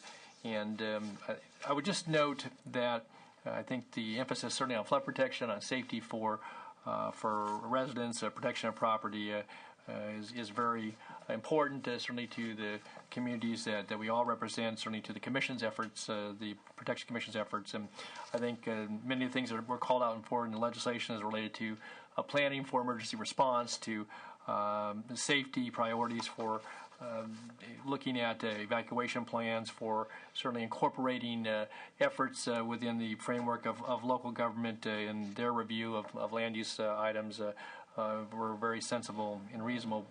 But I will note in a moment, I think, where we are finding some potential conflict as it relates to, I think, what's coming out of some of the at least early drafts of the Central Valley project, particularly as it relates to the handbook and some of the guidance that at least is put forward there for the moment. It may, again, be subject to some revision, and I'll touch on that, as I said, in a moment. But one of the things that I think on behalf of certainly the counties that we've kind of generally been a stated concern is it relates again to all the various and sundry studies and work that's going on, certainly with the Stewardship Council, with the Commission, with the Central Valley Flood Protection Project, but the Bay Delta Conservation Plan and how it may impact upon, and as I think you said, Senator Wolk, earlier, certainly the levees and how priorities for not only for current funding for levee and levee protection for communities and for properties and people. And I think there's a concern that because of the track that particular process is on, that it may end up overshadowing some of not only the work that the previous panel spoke to, but some of the other efforts that are ongoing within local communities to advance projects to seek levee improvements for whether it's legacy communities, for important infrastructure. And so I wanted to note that, certainly on behalf of counties, that is a concern that there be a integration, and I've obviously heard that spoken to earlier today, but integration of this effort of the flood protection planning and obviously the Bay Delta Conservation Plan and its various components, which include obviously proposals for conveyance. But I would note that one of the processes that hasn't been yet talked about here that I think is, and it's been noted in Yolo County's letter, but it's one of the things that I had noted to, I think, stress pretty clearly and pretty strongly today, and that is the FEMA mapping process, which they are going through. The Federal Emergency Management Agency is going to be issuing new floodplain designations, de-accrediting levees. And for the Delta in particular, that can be a major problem, in particular because what it will do from a standpoint, even in areas, I brought a map just relates to Sacramento County, but I think there are maps that DWR has that relate to the entire Delta where you have islands and areas that have not flooded over the time that those levees have existed. And certainly others have flooded, and it talks about the frequency. But I think the concern is that FEMA will map in the 100-year floodplain, which brings with it restrictions and constraints that relate not only to getting insurance for your property, and we're not just talking about residential development here, we're talking about commercial as well as agricultural-related processing facilities that in order to get bank loans and financing, in a lot of cases, they have to have that insurance coverage. And if you can't get the FEMA coverage or it's exorbitant or excessive, it basically renders projects either undoable or people will find other things or not do them at all. And I think it goes back to some of the key things that certainly you, Senator Wolk, and others have spoken to continuously, and that is the economic viability and sustainability, certainly of the legacy towns, the communities that constitute the Delta. And that FEMA portion of this really does loom very large, because that coupled, at least as we see it, with what the Flood Protection Project will bring forward with the 200-year standard, and if you apply the urban standard without some consideration for urban and ag, yet there may still be some populations, but of far less numbers than what we talked about, obviously with Natomas and other areas where you have large concentrations of population. But if there isn't some relief, and if FEMA has the one-size-fits-all, and then you couple that with what the flood protection program is bringing forward, that you will then integrate into your general plans, into your zoning entitlements, to your building permit processes, even ministerial permits are proposed to be covered. It could have not only a chilling effect, but basically, I think, a suffocating effect on the ability because of those communities and certainly the counties and even in some cases the cities to have any ability to even rebuild. Because it covers in the case if you have a home that burns down in a fire or a business burns down in a fire, if you can't meet the elevation of FEMA requirements in some cases, you will not be able to rebuild. If you want to put in a winery, a processing facility that supports agriculture, a marina, if it doesn't meet certain FEMA guidelines, and then you have the higher standard, the 200-year standard, and if there's not some allowance within the programming that doesn't compromise safety, recognizes obviously the risk and does everything to minimize that risk and provides funding behind that, I think that the potential is over the course of the next decade, as you see the rollout of plans and the integration into local plans, and if there's not some consideration by FEMA, and I think even in the context of the state plan, that could be very, very devastating. And again, we don't want to put that against the risk of people, perishing in flood or having great property damage in the state or others having to bear that responsibility. But I felt it was important to point that out because I think I didn't want to put any damper on the good news today, but I think part of this is the need, while we're still in the planning process and working through this, is that the state, I think, has a primary role. I would see it certainly working with the local governments and working with our federal representatives. Again, the same thing we talked about with the Corps of Engineers and the vegetation standard. There's no variation or variance on the FEMA standards, and I'm truly concerned as a local elected official. But again, in looking with the hat of the DPC on our legacy communities and trying to treat the 100-year standard, but the 200-year standard, and then getting monies and competing with urban areas when you have basically non-urban areas, you have towns and certainly populated areas. And so I guess I would kind of sum up with that we would certainly encourage the work to go forward that would have that integration, the outreach, and working with local governments. I heard Mr. Pugnia say earlier that they've written letters to local governments about how they need to, begin to look at their general plans. And in Sacramento County, we're doing our general plan update, other counties as well. And so I think there's an opportunity to look at our safety elements, our conservation elements, and the like.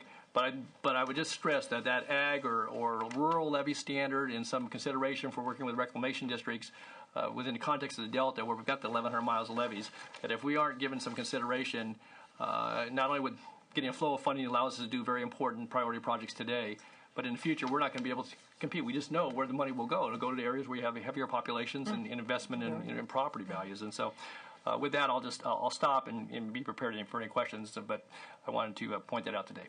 Thanks. Okay, I appreciate that. Let me pursue. Thank you for coming, Senator Kehoe. Thank you for pulling it together. See you next week. Thank you. Thanks, Sam. I wanted to pursue that a little bit. One of the things that I think is positive about this process is that the local communities and local agencies are involved, and it's not a rush to anything that I can tell. That there is perhaps a criticism that there's too much process, and too many people are shaking their heads yes. So I think that all the issues you raise are of concern, and they certainly were last year as well. But the one thing that gives me some pause here and some hope is that there's opportunity for being at the table and raising these concerns and educating people about the kind of culture and economy that we have in the Delta. So, and you've been very good at doing that. Thank you. Thank you for the opportunity to do it here again today. It's fabulous. Yes, indeed. Okay. Let's talk about the Delta plan, though, which is really, you're involved with, is really the interim plan is really moving forward. Yes. And the issue of levees and the issue of flood protection, will that be incorporated? Do you see that integration, even in the interim Delta plan being? We certainly, again, later this month we'll have a better idea because we're at least positioned to potentially take action on the interim plan. Mm-hmm. But even at the council meeting a week and a half ago, we were focused in. We had panels on levees, talked Great. About. Certainly, have had a good deal of feedback from both the DWR, but local rec districts. And I think one of the issues you raised about who's going to have oversight, not just for permits but on projects. That's been a big discussion even in the interim plan about the role, and the legislation defined some of that, but and obviously made it much firmer when the final plan is ultimately adopted.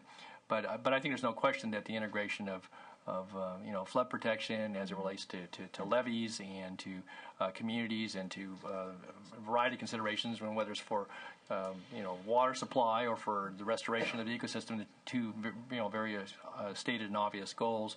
But I think the other things that relate to the vitality of the communities in the Delta and certainly to the importance that the Delta plays in the state, that there's will be certainly a recognition of the importance of those levees and how the flood protection is integrated into the interim plan. I'm not real sure, but I know that the Delta plan, if it's going to be comprehensive in its assimilation of information and certainly the science, but also the various studies that are underway. And again, I mentioned BDCP, but this plan, I think that a Delta plan, if it didn't have as a part of that flood protection levies, then that would be a significant absence of information. So I would my view is that yes, certainly the plan will have that. The interim plan, how detailed it gets in that, because I think that interim plan. It's going to be interim for a few months, maybe better part of a year, but right on the heels of that, we're looking at the draft Delta plan sometime later this fall. So it's ongoing work, Senator, but I trust this is going to be a very high priority. And just from the questions of some of the other council members and the feedback we've gotten on the panels, there's a tremendous interest in this. Good. Mr. Bardeen, are you still here? Actually, Supervisor Natoli raised an issue that I was remiss in not asking you about, and that is, in fact, the integration with the BDCP, which is moving ahead at tremendous speed. I'll talk about the YOLO bypass, which is near and dear to my heart. There are issues of concern and issues of potential conflict, if not actual conflict, between flood protection. And I'm thinking of the bypass, but there probably are other areas as well. Tell me what your approach is with the BDCP, or how's this going to fit into how is the flood protection notion going to fit into? Right. Well, a couple things on here. One is it's the one thing about the Stewardship Council and the process that we've begun.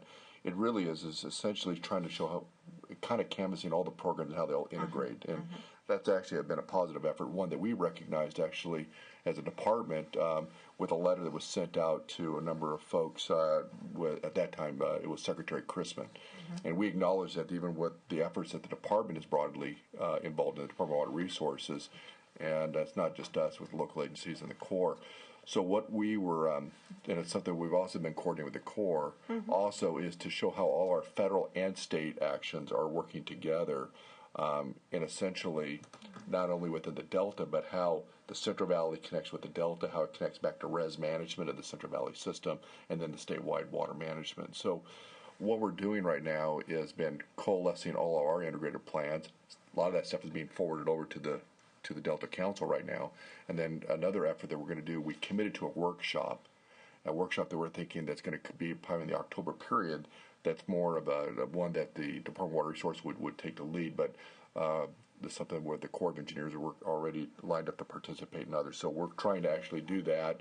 And the subject of that would be? Essentially, how does a BDCP along with the flood risk management? So essentially three legs of the triangle of flood risk and really laying it out in the context of, yes, what we're doing in the Central Valley, how it connects to the Delta, how it connects to res management. So, and then lastly, statewide water management, integrated water management. These are all the things that the department, through its number of programs, how it all works together in a more integrated plan to the department. So this has been the same question we've been getting in our processes under the Central Valley Flood Plan, and that's what actually culminated the letter, because we recognized even doing the progressing the flood risk mission under Flood Safe Initiative, the same question was being asked by others, and we said we will come back to you with a broader contextual integrated plan of how the department and some of our key partners like the Corps are progressing that.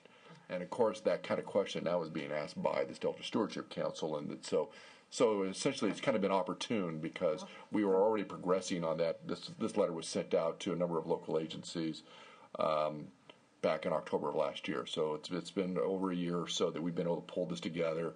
In fact, we just met with the Corps and others and kind of went over all the integrated plans about a week ago or two. And we've been also working with the Delta Stewardship Council and integrating and providing that information to the council. So I think the good news is that where the Stewardship Council and the department was already working with the Corps on that, we were trying to show how we have integrated plans and how it all fits, and how it fits contextually on the three legs of the stool, which is how do you deal with flood risk management on a system-wide basis? How do you take on the environmental considerations while you carry that out? The BDCP is part of that. And then, of course, last is the water management. How does that affect water management? I'm just very practical. I just want to know what's going to happen to the bypass with all this. Okay. Are we going to be able to rely on it as a flood protection mechanism, which it is first and foremost, and all the other plans, the other scenarios. It's kind of there's this 30,000 foot level, and yet it's really what's happening on the ground that is going to affect people's lives. So. One thing specifically on that, which is what we're trying to do, and we get this from a number of folks, Yolo counties being specifically, but it's been going on in other communities.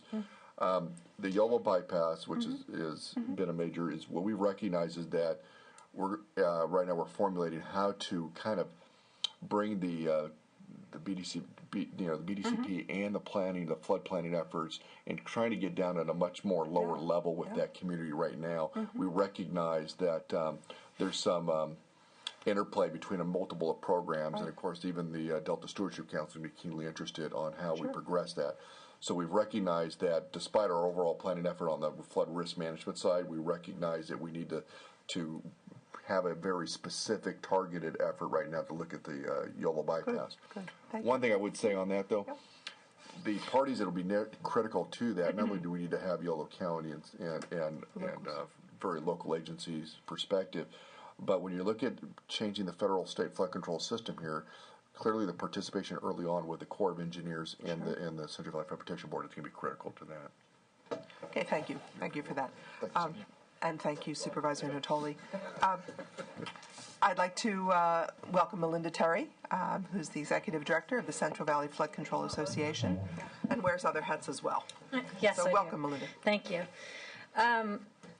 Well, I think, like you said, there is a lot of good news here, and since we haven't had hearings on this for a while, I'm probably going to run through some stuff that is repetitive to many people that have attended a lot of the Central Valley flood protection planning meetings.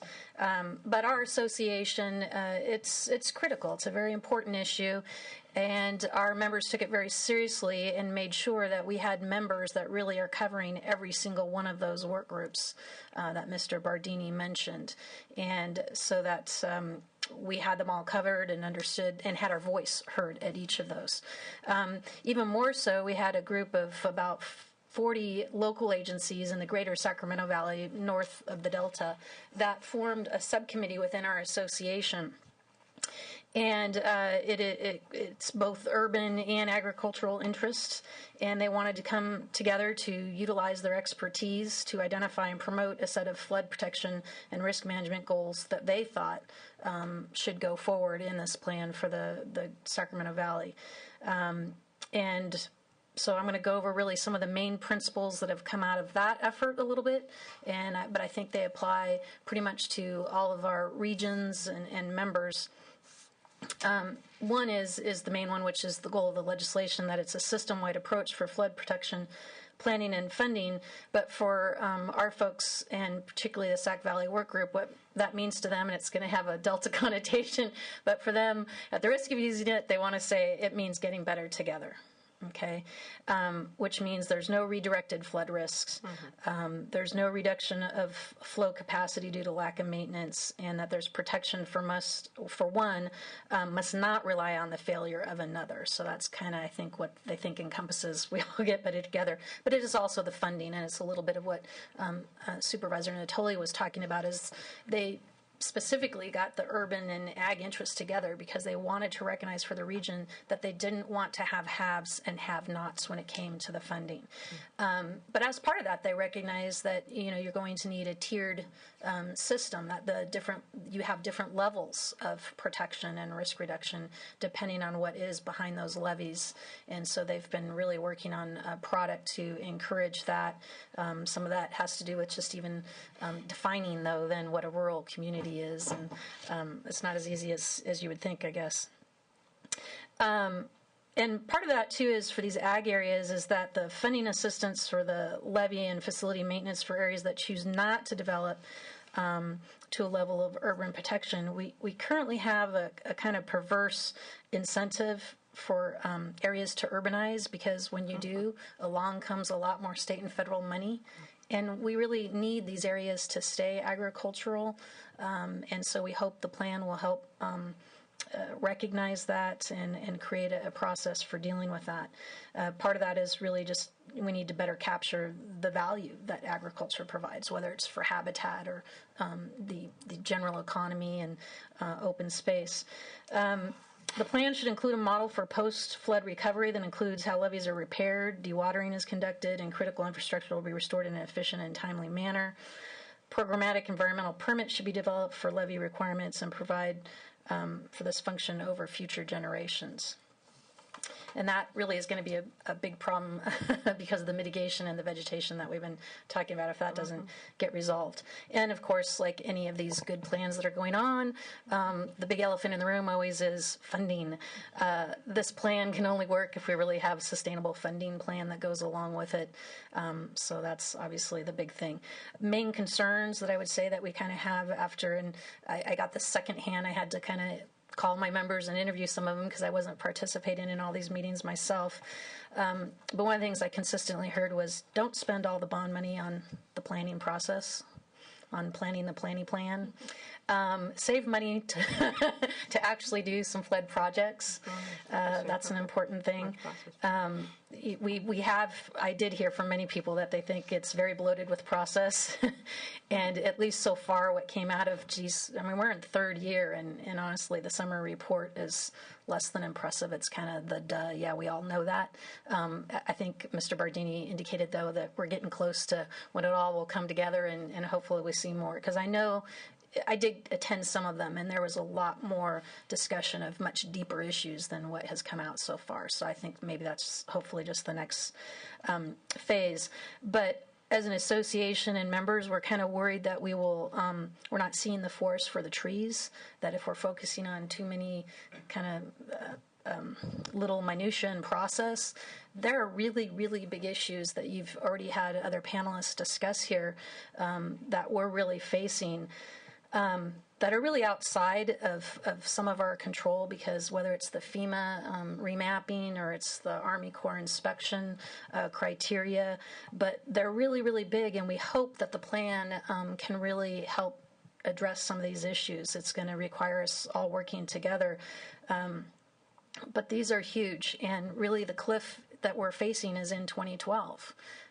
Because the framework agreement that was discussed for the vegetation does include some of the other criteria, encroachments, and other things. And if we don't, it's the way the framework was worded is it will get addressed. We'll fix this. We'll figure out a plan in the Central Valley Flood Protection Plan. Again, we haven't gotten there yet in the process that we're in. But TikTok, okay, this is serious, because we would expect, based on our last board meeting, that more than 90% of the districts will not qualify for the PL 8499. They'll lose their eligibility come 2012. So it's significant. It's big. So again, the forest for the trees, it's really big. There's a cliff coming. The thing I wanted to say on vegetation that hasn't already been said is I really do want to compliment the Department of Water Resources and Department of Fish and Game. Senator Kehoe, you might want to let her know as well. But if you haven't read, they did a joint letter on the variance that was done. That was excellent. I think it has a 65-page attachment that really has a lot of good information if you're really looking at, where we've come from, where we are now, and where we hope to go from the state and a lot of the issues. I thought they did an excellent job. So I think they're to be commended, and I agree with everything that Secretary Snow said when he was up here on that. And the fact that we really just can't do variances project by project. We really are looking forward to getting the California variance. That's really important. The project by project's not going to work. We are a little bit concerned with sometimes incorrect baseline information. We've seen a little bit that already, so we constantly as members, and we ask our members when the status report came out, okay, look at that. There's errors. We found them in dreams. That's always concerning when you're doing planning, but we'll continue to try to work with them. The other big, issue is that portions of the current flood control system don't currently meet original design criteria. So again, that's just a big issue that really needs to be addressed in this plan of how are we going to get those up to what their original design is, and if we need more than that today in the 21st century, what's the strategy and plan, and where's the funding going to come for that? One of my favorite topics that you've already discussed, which is the coordination or lack thereof with some of these other planning processes. My perspective, I do sit on BDCP steering committee. I attended a lot of Delta Vision. I attend the Delta Stewardship Council. I guess the good news in my mind is they have similar timelines, so there is opportunity to have them coordinate and complement each other. But I am very concerned with the conflicts that will exist. Just for instance, the BDCP, if you're going to have a 750-acre forebay, that's going to exist on RD 551, as well as the intermediate pumping plant, which I forget how many acres that is, but it's probably at least 100 acres or more. They've got other facilities I'm forgetting, but essentially, I don't have the exact math, but it could be at least a third of their district, let's say. The problem that really needs to be figured out, if you think about doing a Central Valley Flood Protection Plan and how you're going to do the system as a whole for the future, is when projects like this come in between, and if something like that happens to that RD, you don't have enough landowner base to now maintain the levees. And there hasn't been a discussion, for instance, BDCP, who's going to help pay for that. They can't expect those remaining landowners to just be responsible for these levees that are protecting all that. It's not really clear whether we can address that in the Central Valley Flood Plan, whether it should be BDCP. I guess my point is there are really big things, that will affect each other, and it's most certainly could conflict. But that goes all across the board. A lot of these RDs are going to lose a lot of land, and what happens when you don't have enough left to maintain the levees? I don't think anyone is thinking about those big questions, but they're real. Well, the financing problem exists now. Exactly. In the RDs. Yeah. So if you take up a big chunk of land because there's new aquatic habitat, right? There's only so many left to pay. You don't have critical mass to continue that. Therefore, you no longer have an RD. I guess it'd fall to the state, but think about that when you're doing a Central Valley Flood Protection Plan. I haven't seen that really discussed myself. But again, I don't attend all the meetings, so it could have been discussed and I just don't know it. And then I guess I'll just end with the magnitude and extent of the ecosystem enhancements should not compromise flood management, public safety, or existing ag land uses and benefits. We'd recommend that the land, levee, and channel management plans for ecosystem enhancement areas must be produced prior to their implementation. Okay, thank you. Gary, I'm going to ask you, since you stayed, come on back. Melinda brought up an excellent question, and will the Central Valley Flood Protection Plan include a pretty comprehensive discussion of financing, not just for projects, but for ongoing maintenance of the system, which is a problem Well, for these RDs. right. The way we're seeing how the on the ground how it's going to look with the processes, getting it, is the Central Valley system has a number of, and of course the Corps has already been going this way about protection areas, and you got to look what's being protected, and you look at them in groups. Natomas is being one kind of example of protection area. Every area has an aspects of what you're protecting. If it's be it building damages or populations, or if it's agriculture or whatever. So we need to characterize the system and break it down into its pieces. And then, of course, with that, then there's the economics to what you can generate in terms of maintaining the system as a maintainer. And everyone has a different level of ability based on, in some ways, what's economically behind it. So essentially, we got to lay that contextual basis throughout the entire Central Valley. And what it amounts to, it's not like you're either urban and you're rural. That's not the right discussions. Every urban is different. What they need in protection is different. And all the rurals have a different issue. So it's a little bit more complex than they say it's two steps. You're here or you're there. Other than from the flood, from the legislation, if you're over 10,000, then you know that you're in a different category in terms of what you need to continue to urbanize. The way where we foresee how then it's going to look is one of the major things that we want to look at in the Central Valley Flood Protection Plan, and this is what we've been required to look at, as you well know, is financing.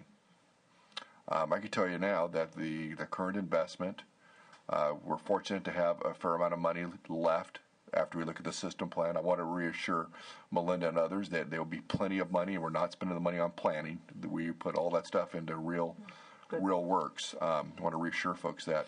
But when you look at it, the amount of money that we have currently available, and even with some of the projections working with the Corps of Engineers, we'll be well short to even protect some of the most critical areas of life and property with existing funds.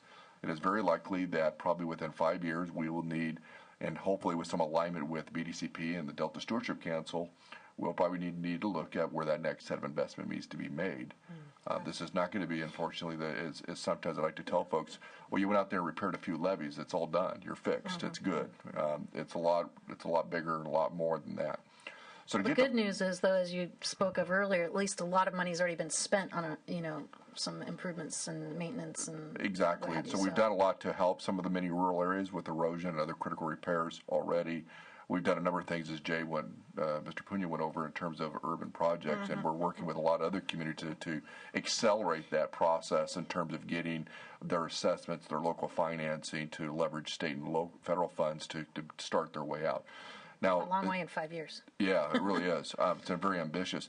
I think the one thing that would be very honest, though, the financing is a serious issue, and that's going to be the really difficult. We need to queue this up as part of the plan. Queue this up for essentially a fairly good legislative discussion. So I think in 2012 will be a good opportunity for the first time to try to put a comprehensive story of the system issues. What are some of the financing that will be necessary to progress improvements? Not only what we're going to try to do with existing bond funds, but where we think that next investment. My basic view is that we'll be able to put some ideas of prioritization where we think are critical. We'll have the discussion of where we think that might be in the 2012 plan. Essentially, we'll be looking at taking the remaining investment and how will we do that for over the next 5 years from there. But by 2017, the next set of investments going to have to, the decision on how to do that will probably be the period. And I'm hoping at that time that we'll be able to take on the aspects of financing at that juncture. Right now, the current financing right now is probably not what we would say in the flood management world, and in some ways even the water management, particularly flood management, is sustainable. No, it isn't. Thank you very much. Could I add just one thing on the vegetation, since we're at a legislative hearing, is, our problem really isn't with the Sacramento or San Francisco office.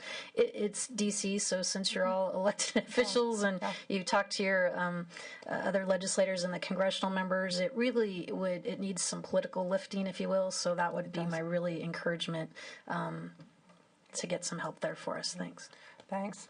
I'd like to welcome Dante Nomalini, Counsel for the Central Delta Water Agency. Welcome. Yes, unfortunately, I You're think back. I've Clean up. spent more years in this than anybody else in the room, but I'm going to break my comments down into two parts. One is the non-project levies in the Delta that are addressed by the Delta Subvention Program and the special projects, and I am going to give you, I hope I've given it to you previously, but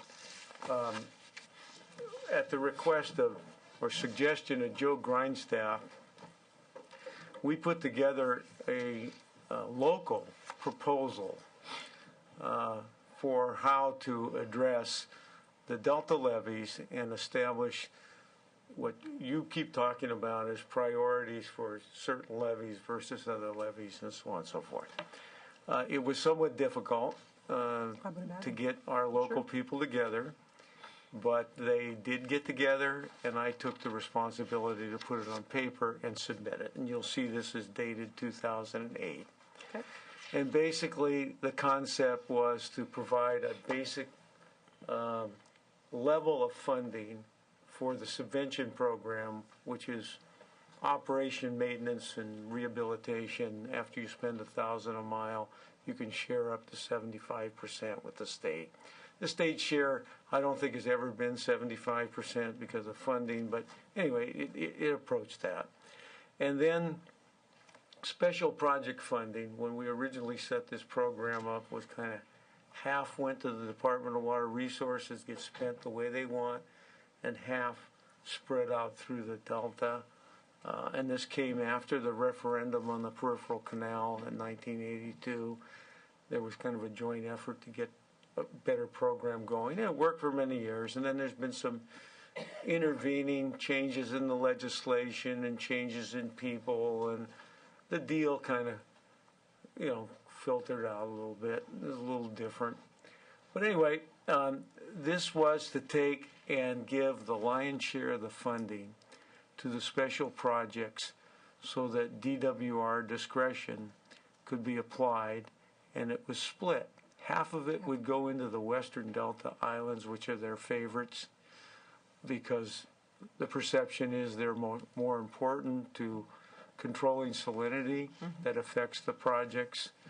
And then the concept that we proposed here was that special project authority apply Delta-wide, because the discretion to have a higher cost share borne by the state is in those special projects.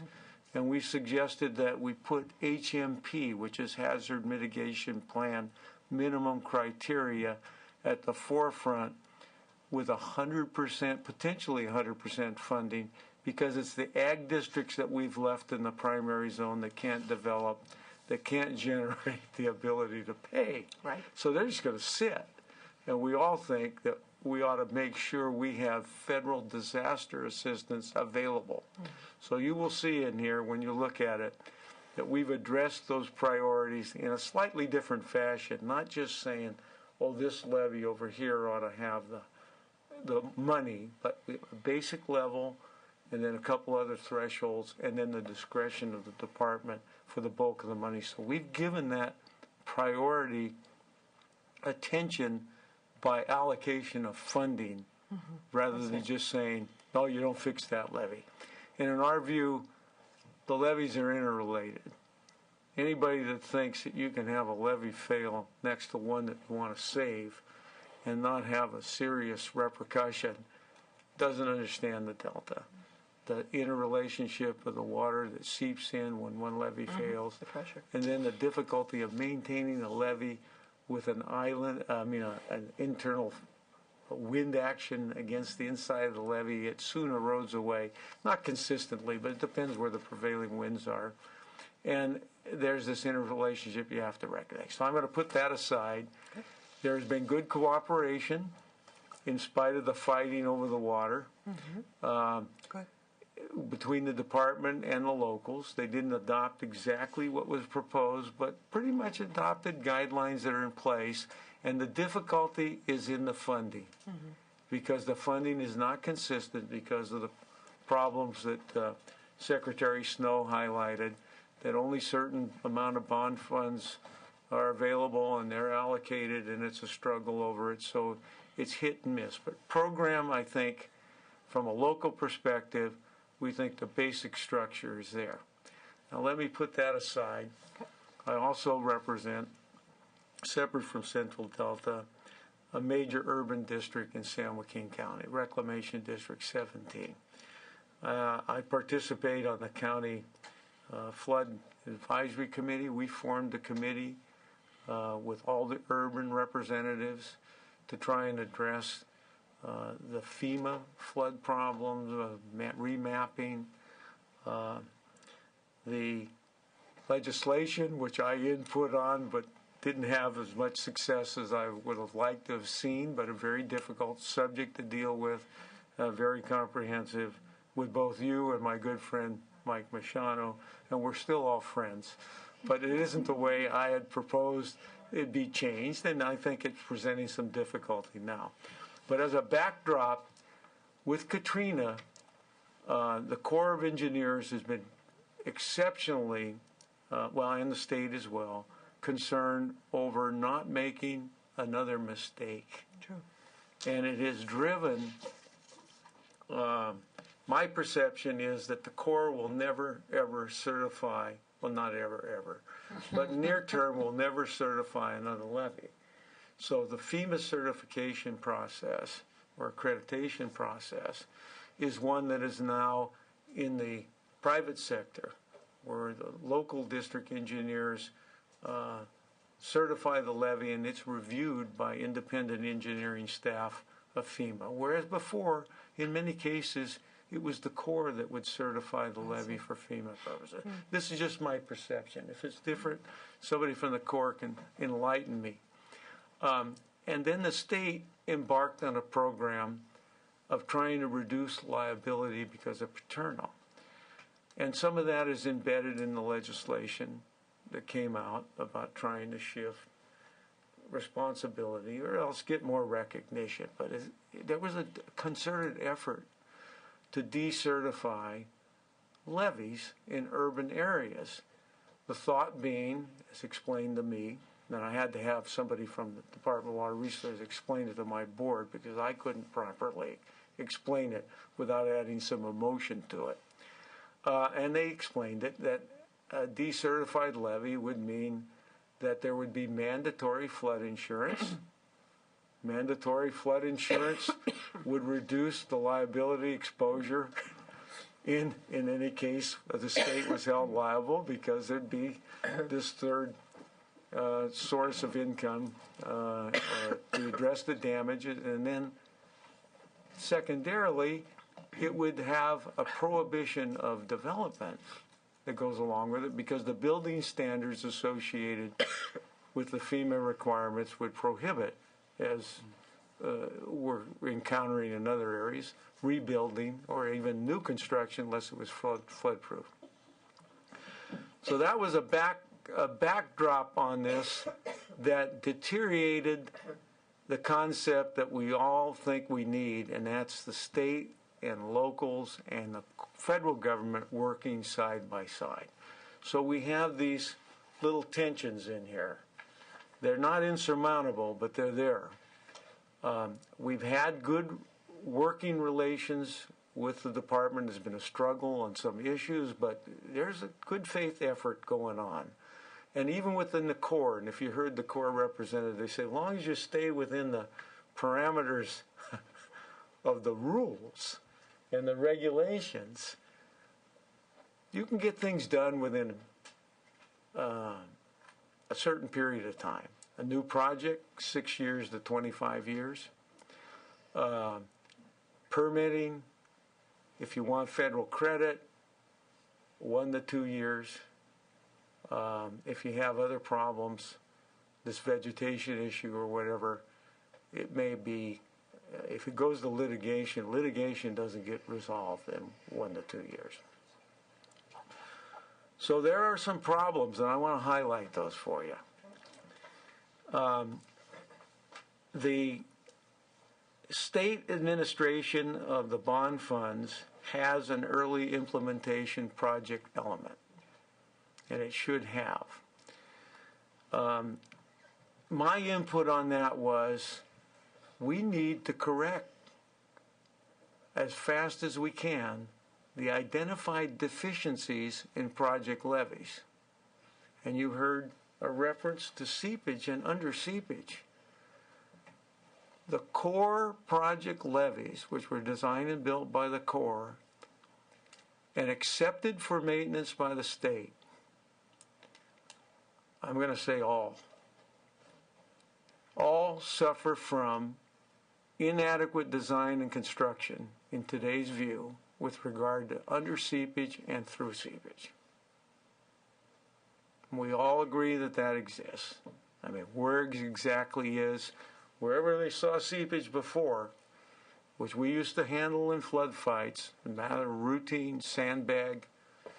You know, if it becomes a piping situation, we bring in gravel, and our Corps manual still specifies that we bring in bundles of willow sticks and put some, it would work, on top of the levee and then weight them down with sandbags. Okay.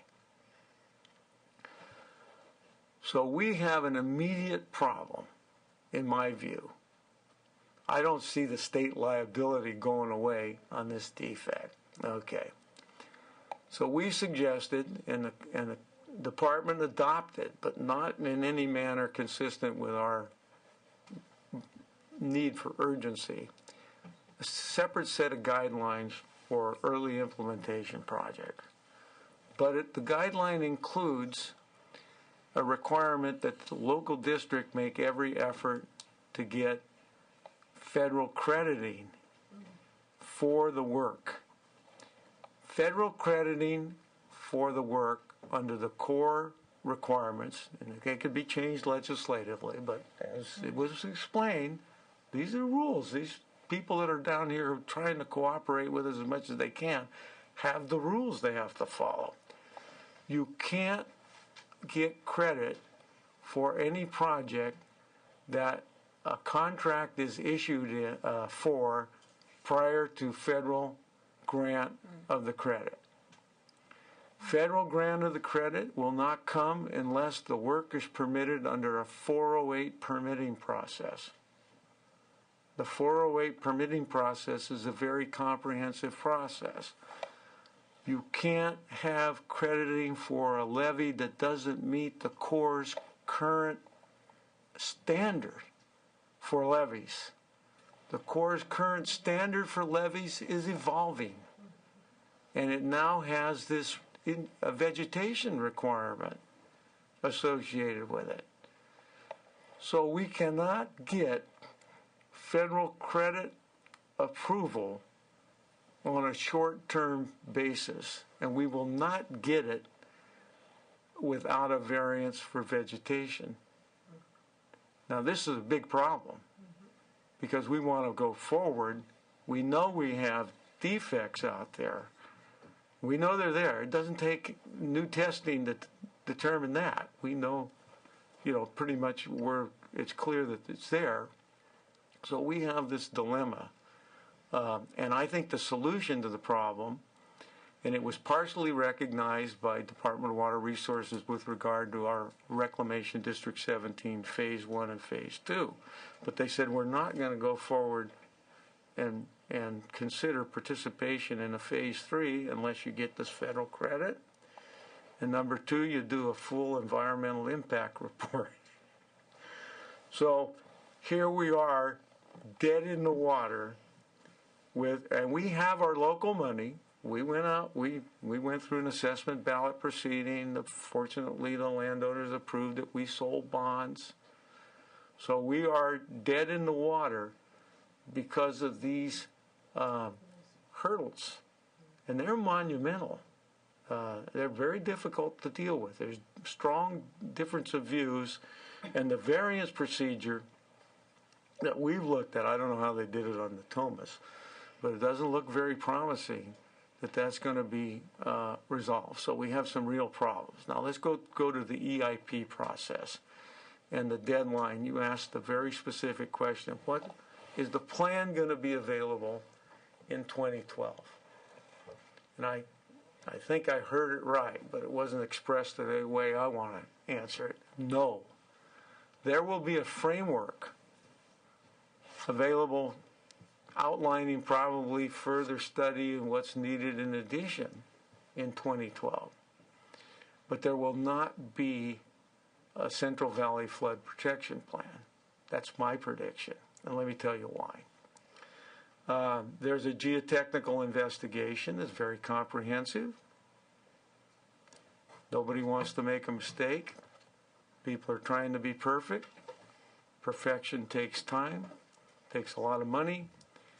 The investigation, even in the urban area, the geotechnical investigation is not complete. There's a geomorphology study. It's out there somewhere.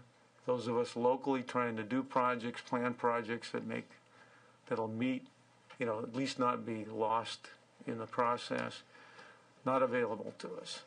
The geotechnical data that we've had is not final. It's preliminary. It looks pretty good. It's helpful. The hydraulics and hydrology. Climate change. What are we going to do with climate change, and how are we going to come up with it? And I argued strenuously against the 200-year designation in your legislation or Machado's. Not because I'm against improvement of levees, because it meant something to me. And in order to get 200-year protection for Natomas, they have to modify Folsom Dam. I'm not sure, and I haven't been privy and I haven't taken the time to look over the shoulder of the engineering to see whether or not, in fact, the modifications of Folsom Dam coupled with the levee improvements will meet a test of 200 years. There are many areas that I perceive you're not going to be able to provide 200 years, and they're already urban areas with lots of population in them. So what I had advocated, and maybe it'll come out in time, in due time, is a better standard that's more specific to the areas of concern. And I think the department recognizes the difficulties in these different areas with what exists. But it may take new dams, tearing down and rebuilding of old dams and those kinds of things. And I don't know that there'll ever be enough money. And if somebody comes back with a climate change prediction that is very conservative, it'll be total disqualification of everything. So there has to be some practical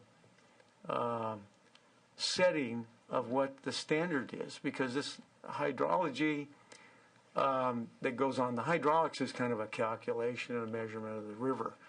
But where you predict and to what extent you think a storm might occur can drive that hydrology completely crazy. So we have big problems. The problem is for the land use planning, because in 2012, and we've tried to do it as a local district, we don't have any land use planning. I mean, I'm on the bottom rung of the, as far down near the dirt as you can get. That's the local district that does the operation and maintenance, that was handed this system and says, you maintain it. Now that local district is trying to lead or help lead the solution to the problem by doing major projects. So it's a structural challenge for the local district. That's the way it is. But the land use agencies are going to have some basis for making a finding that they are progressing. And you added financing in there. No way that we can meet a certainty with regard to the finance, because we don't even know if the state is going to have the ability to finance. I mean, many of us that are familiar with the problem thought we were looking at, not $3 billion or $4 billion, but maybe $12 to $20 billion. That was in my hearing. And what our local group put together was a recommendation to the state that was not followed, but it's okay. It was our view that you take the urban levee systems, and I'm talking urban over 10,000 population, allocate the existing funding, keep a certain amount back for planning and all that, but allocate that out to those districts right away to address the known deficiencies, and with a review by the department, but by more cursory review, not the perfect, we got to have a perfect engineering solution, but get that money in the dirt and rock. We're not on that course, but you're not going to get what you want, in my opinion, in 2012. And so there's got to be more flexibility, and I think you have to anticipate it, or I would ask that you anticipate it, and begin addressing what really is going to come out in 2012 and what really are your expectations from a planning standpoint, because you may cripple your communities. If you cripple your communities, your maintenance ability is gone and your cost share is gone. So I think we have a big problem. I think we have good faith effort ongoing, but I see some real tough challenges in the way we're structured now, and I think we ought to begin to address them. Thank you. And I think that's a wonderful note on which to end. Thank you. Lois, could I add something about the subventions program? It's in regards to the letter that Mr. Nomalini shared.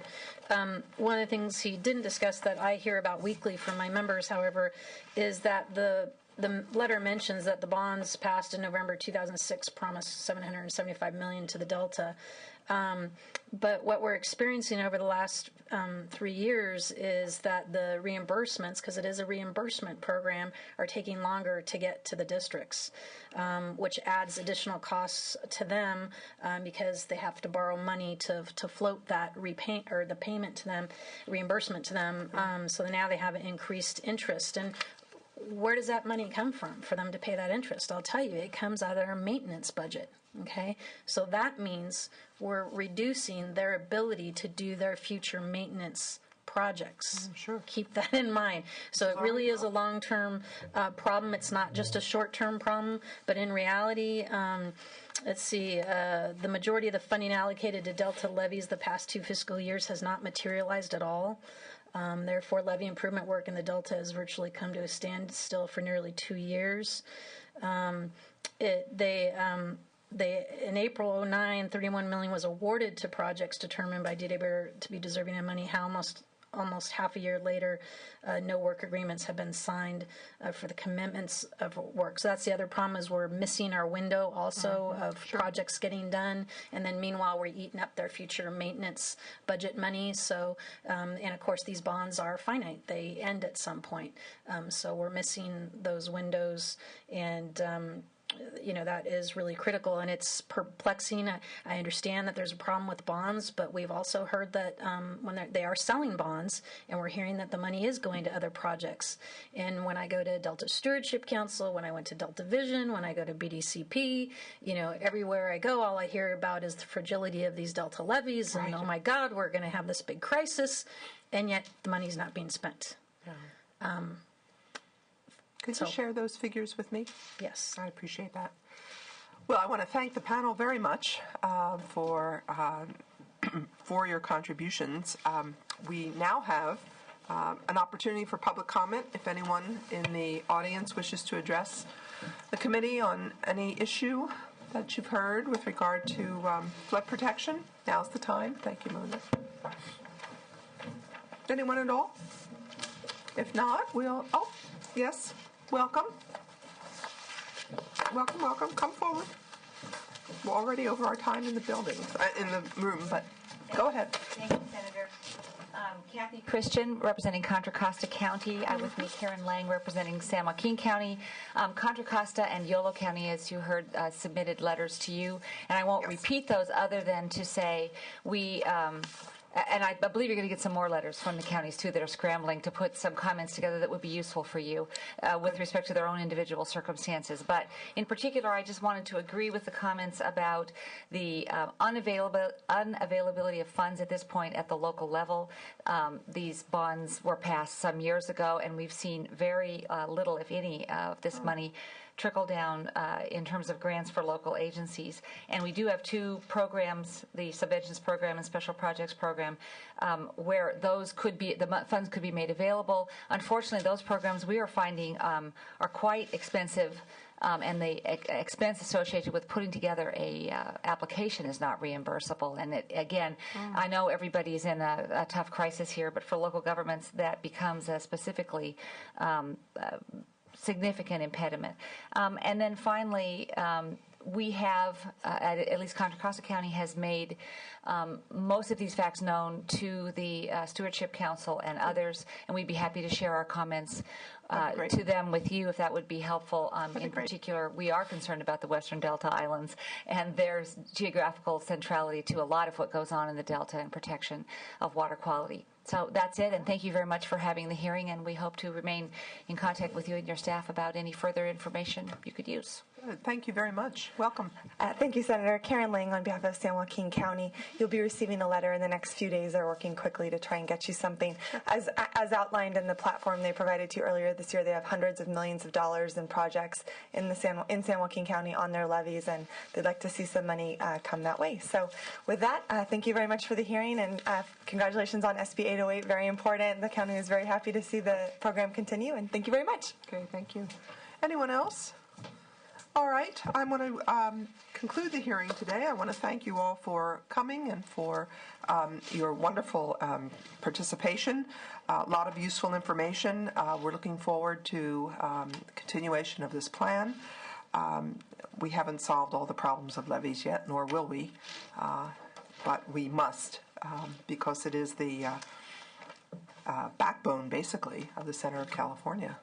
And no matter what happens in terms of water supply or ecosystem restoration, the levees will be a part of that. There are thousands and thousands of miles of levees, and they're not going to go away. So we have to make sure that one, people are safe, and that they're in good condition. So thank you all for coming, and we'll continue this discussion in the future. Thank you.